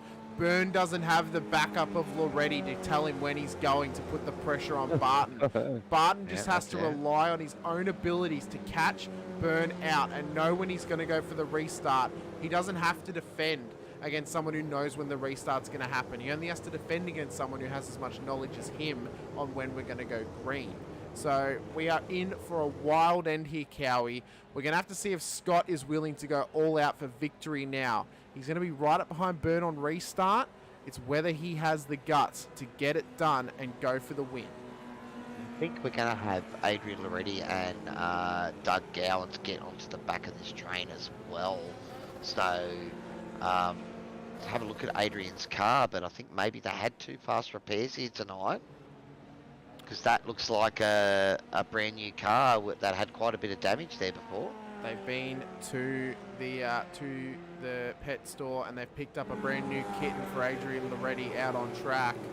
And he's got back, so he may well play a factor from the back of the grid for the miners. But you know, getting a little bit of a get out of jail free there, I think. So let's just paint a picture of the narrative right now. I suppose the 3 main factors that we now need to think about towards the end of this race is when will Daniel Byrne go, and when will Scott Barton go? Will he be able to match him? The second factor is Daniel doesn't have the backup from Loretti to put the pressure on Barton. Barton doesn't have to worry about someone knowing when the restart's going to go and being able to jump him early. The third factor, and I suppose it's sort of the caveat in this storyline at the moment, it's sort of the background, if you will, is Robbie Griffiths in P4, who has got mega pace, a bit more pace over Falzone overall in these F3 cars, and how much pressure he can put on him over these final 10 minutes of racing, Cowie. You read my mind. I was about to mention Robbie there. He, you know, copped the black flag early on for an incident, but he's kept out of the danger and steadily got himself back into contention. And now, you know, is in a position to be able to pounce. Michael Falzon, he'd be sweating to try and hang on to this final podium position. He's gone straight away. So didn't even play any games, Daniel, just focused on his exit out of the final corner, and it's worked. He's already jumped out to about 0.6 or so over Scott Barton, yeah. That was a smart move by him, because he knew that the late go only really worked for him when he had Loretti in behind and he could tell him when he was going to go. He knew he had to go from day one out of the last corner to get as much advantage as he could over Barton, kind of catch him napping a little bit, Cowie, on exit of turn 11. The way I see it with that sort of restart, it's not just catching your opponent unawares, it's more about I'm going to do everything I can to maximise that last corner and get the best run possible. So even if he picks it, if I've got the best run possible, he's still not going to catch me into that T1. Yeah. So that's what he did, and a great little jump, and already that gap is out over 1.5 seconds. So certainly, you know, proof's in the pudding there.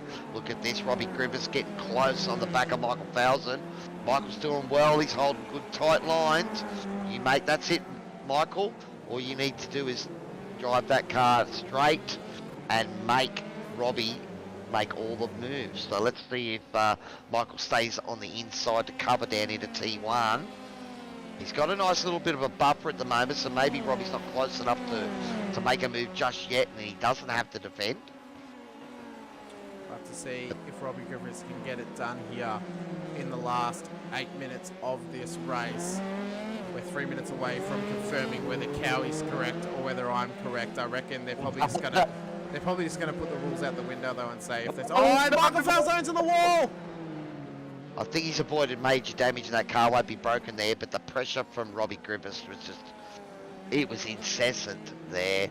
And yeah, Michael unfortunately getting caught out. Oh no, he's lost his wing trying to come around.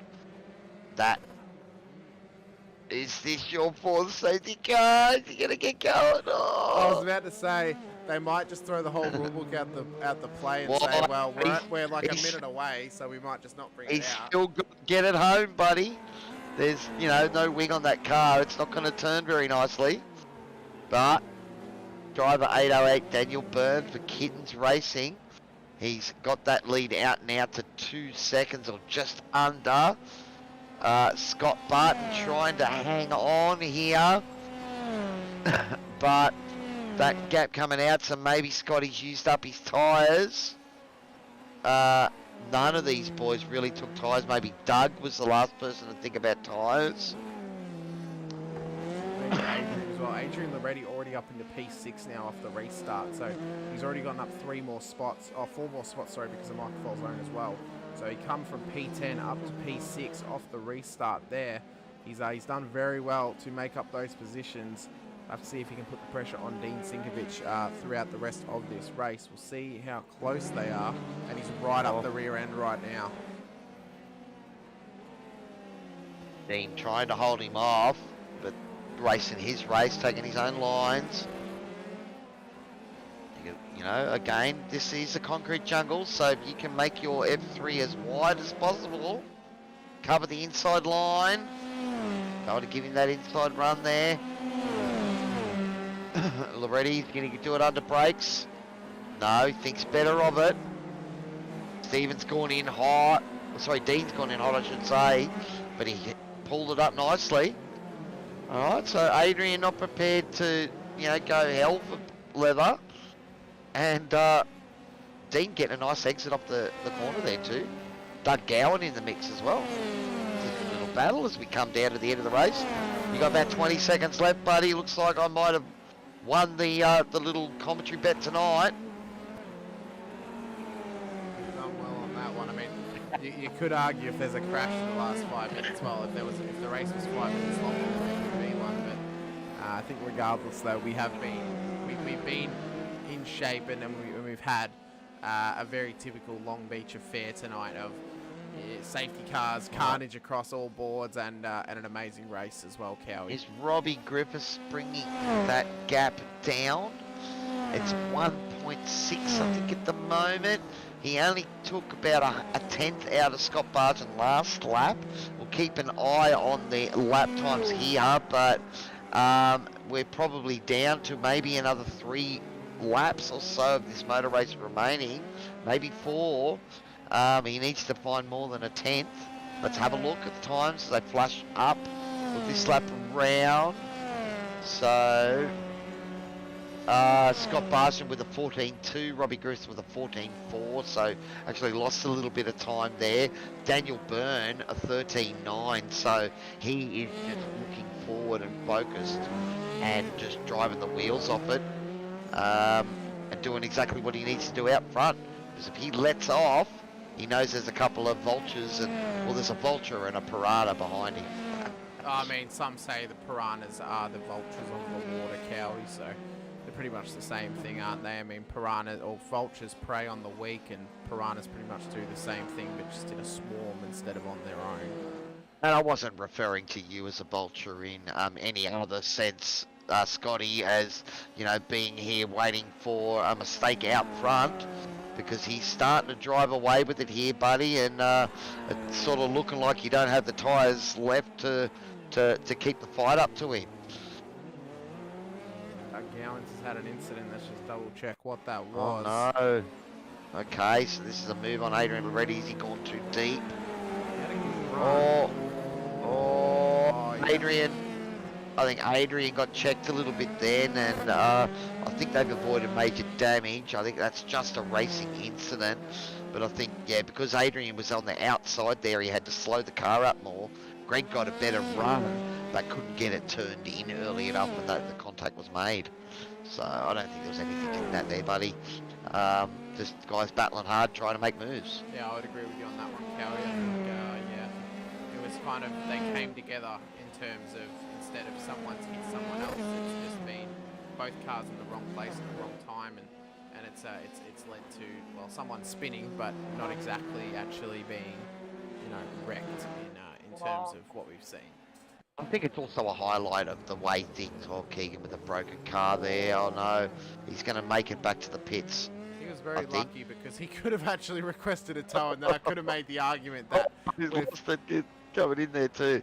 But what the other thing I was going to say about that little incident is another one of those factors of just cornering in a race car. So, you know, you go deep and it can take a wider line, but you're going to be slow on an exit from the guy that takes that traditional line and, you know, gets a much better exit. So that's where, you know, you have that concertina effect where cars spread, you know, close up under braking, spread out under acceleration. And the moment one of those cars and you're side by side and someone has to take a longer line through, then they're going to be slower. So, you know, it's it's what makes it fun, I suppose, and gives us the opportunity to make passes. If you can dive it in front and block past the exit, you get the job done. If you can't get up there, then it's a little bit more dicey. Could not agree with you more on that one there, Cowie. So we should have, I would say, one more lap of this race after this one. 1 minute left, so let's keep an eye out and see if Barney is ready to wave that white flag. Fuel has been taken out of the equation with those safety cars. 3 of them tonight, as called by yours truly. All right. Oh no, we're going to a replay. So yeah, Barney doing the flag. So Adrian Loretti's here at a moment here. Oh, he's just lost the rear, pushing hard, trying to catch Brad Hudson there with only a lap or 2 to go, and that's, you know, it's one of those things, buddy. When you're pushing hard, you make mistakes, and then you're going to push hard to try and catch back up.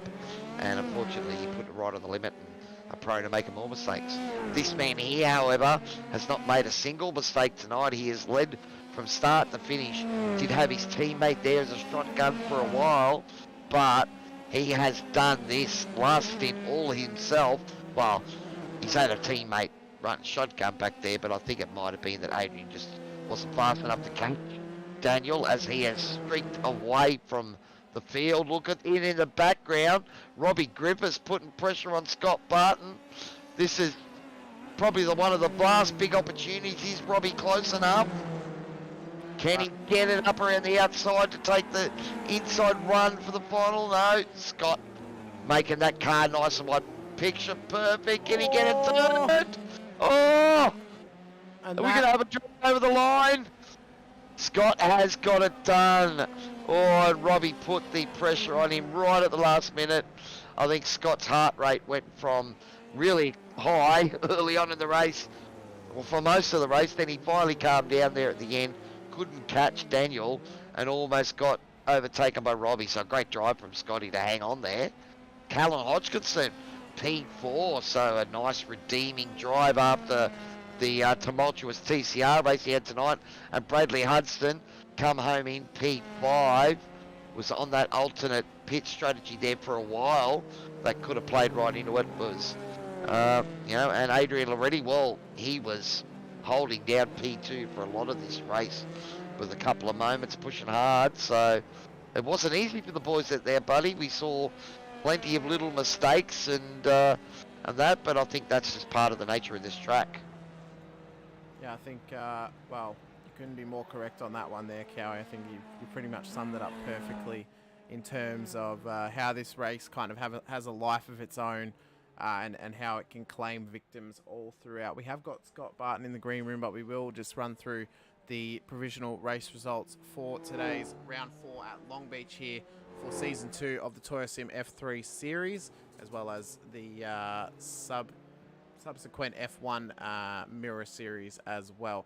So Daniel Byrne takes victory today, driver 808 for Kittens Racing here at Long Beach. Scott Barton comes in behind in P2 with Robbie Griffiths hot on the tail of him in that Fishy Motorsports 060 car. Callan Hodgkinson finishes in P4 for CXR today. A nice little finish there after a bit of a bad one in the TCRs for him tonight.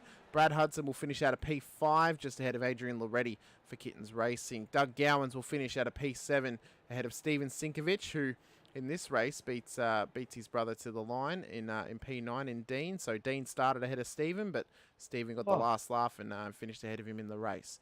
Michael Falzone will finish in P10 today with Keegan Caldwell in P11, Danny Matisic P12, Tyson McAvoy in P13, and then Greg Barber and Adam Hughes were our race control and safety cars, and Adam Simpson was in here just watching the action, Cowie. Or in the third safety car, we'll have to find out if Adam just picked the wrong car again or not. All right, we do have our podium in the green room, so let's bring them all in. We'll start talking firstly with Robbie Griffiths. Robbie, you had a dive at him right there at the end.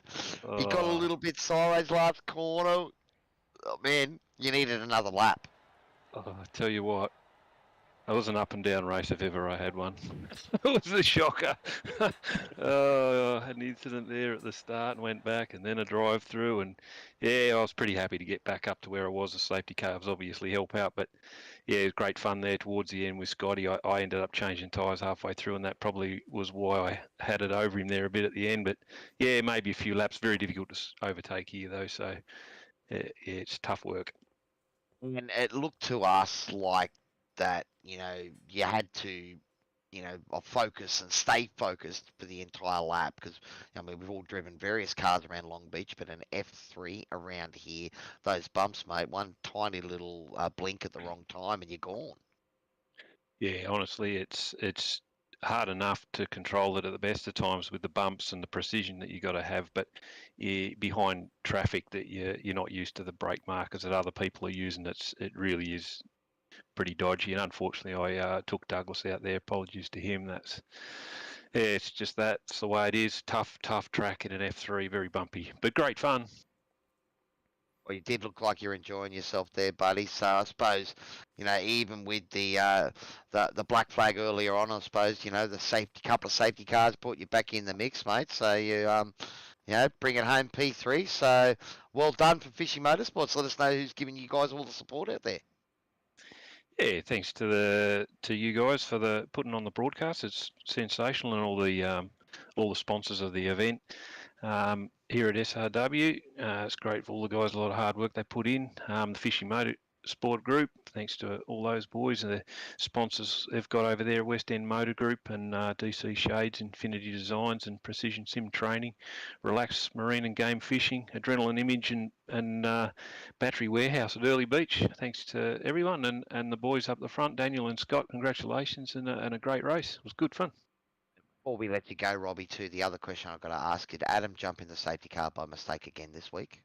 Yes, he did. that's twice now. All right, well, 3 times to the charm, so we'll see how he goes for next week, mate. But well done tonight, and yeah, I'm glad you enjoyed yourself out there, buddy. So well done. Yeah, thanks, boys. All right, we'll move on now to P2 in today's race. Scott Barton, I mean, what a performance you had today, sir, but I guess the talk of the first 2 safety car periods was you having to try and defend against Adrian Loretti, and we spoke last week to him about some of the kittens' sort of safety car plays when they're in the same Discord channel and the leader kind of calling when they're going to be going. So how was that pressure for you having to kind of cover off on him on those restarts? Oh, mate, it was good. That's all I can say. Good sportsmanship, but what can we do when you're stuck in between 2 kittens? So all you can do is just hope you just pull it off. And twice they got me, so good on them. Oh, well, expecting to go on the final corner that 3rd time because that one I was planning it because there was no one behind us. It was either go or have me sitting at your back.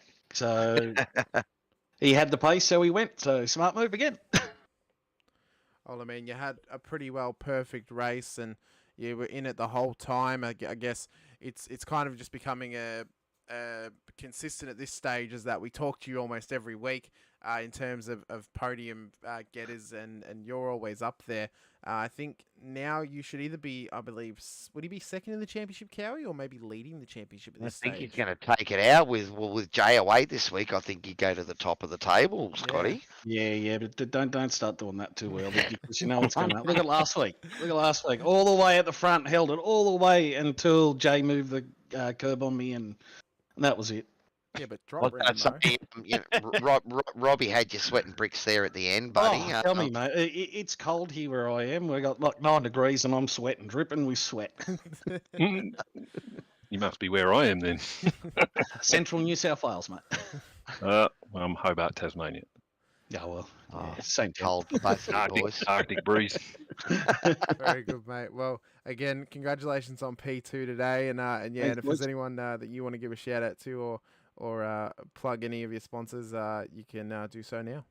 Yeah, usual. The boys from SRW for putting the event on. You guys for doing the broadcast. The guys on the podium, Dan and Rob. Awesome race, man. Love it. Our sponsors, Corporate, Virtual Motorsports, Mentor, Dubby, Racing with Autism Australia and Speed FX Photo. Very good, mate. Well, thank you very much, and Thanks, boys. I guess we'll move on to our leader today, our winner today, driver 808, Daniel Byrne from Kittens Racing, and mate, you just dominated proceedings from the start.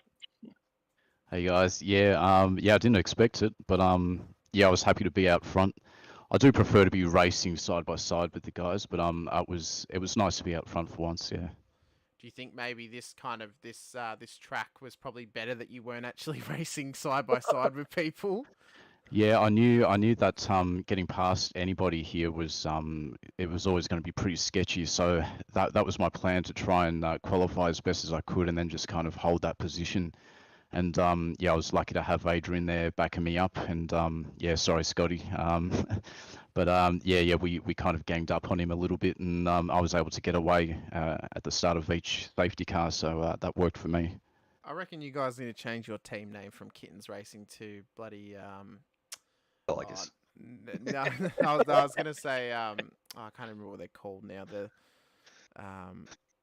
hyena racing or something like that. You know, just a pack of animals just assaulting someone in the middle of you at each restart. But no, I guess you had kittens can be dangerous, buddy. So you get true. your kittens, you'll end up with skin missing everywhere.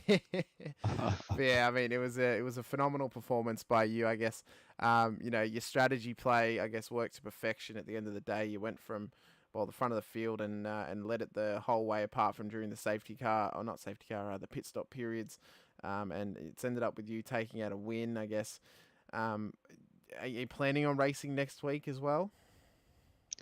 Yeah, I plan to. I'm not even sure where we are next week, but yeah, I plan to continue and hopefully challenge Scotty in the championship. Well, I think I missed the first round or the first 2 rounds. I'm not sure, but I'm going to try and do the rest of the races if I can. Yeah, Got always the good fun. big F1 series as well, so still on the hunt with that, with the Miami Grand Prix this week. So this one will count in that series as well, buddy. Okay, yeah, I think I'm actually leading that one.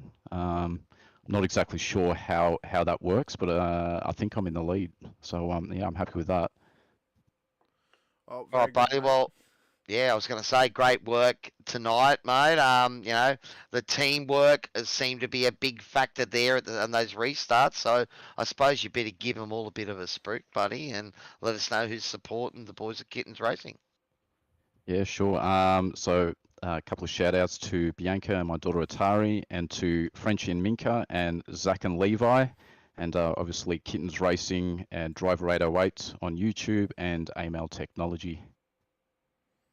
Very good, mate. Well, a massive congratulations to you on your victory, and a massive congratulations as well to Robbie and Scott on their podium finishes. Just a quick one before I send you off. This one's for Griffo.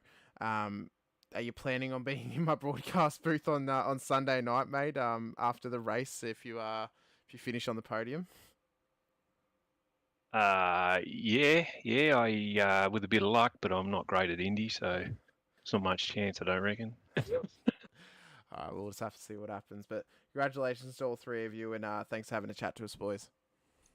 Thanks a lot, guys. Well, buddy, another big, exciting night here at SRWTV. Oh, it was absolutely massive, Cowie. A big double header for us. I think it's looking like every changes each week. I believe next week should be a sprint round if I'm going off the format correctly, because I think it goes sprint, then full race, then sprint, then full race. I believe I've got to go do it without you next week, buddy. Yeah, You're away for a week, so that's all right. Well, I'm sure that the F3s and the TCRs will keep going gunbusters on a Wednesday night, buddy. Loving the calls, and the action on track has been really good. It has been, mate, and I've been enjoying calling it. A little bit upset that I can't be here next week, but I'm going on holiday up to your neck of the woods, so I'll enjoy my 3 or 4 day break that I have up there. But yeah, it's been great to call it so far. I look forward to coming back in 2 weeks for, I think it'll be, I can't even remember what the race is going to be now. I know what the GT3 races are, but I haven't been able to see what the rest of the TCR and the F3 Series is. But if you guys have enjoyed tonight's broadcasting here on SRWTV and you haven't already, please be sure to hit that subscribe button and hit the bell icon as well. SRW will be doing a rig giveaway when we hit 1,000 subscribers. The only caveat is you must be subscribed when the giveaway happens to be eligible. If you've also liked today's broadcast, whether you're watching it live or you're watching it post-broadcast, please be sure to give it a like as well, as it helps with the algorithm. Be sure to share it with your friends so we can try and get as many views as we can, because more eyes on the series means we might be able to get more drivers in here, which could lead to much better, or not much better, but much more exciting action, I suppose you could say. I've been Hamish Munro, your producer and host for today, alongside Andrew Cowan. This has been round 4 of Season 2 of the TOYOSIM F3 Series at Long Beach and round 4 of the TOYOSIM TCR Series at Nurburgring. This has been SRWTV, presented by TOYOSIM. We thank you for your time. We will see you next time here tomorrow night for the Camus GR86 Series, and then Friday night for Racecraft GT3s. Bye for now.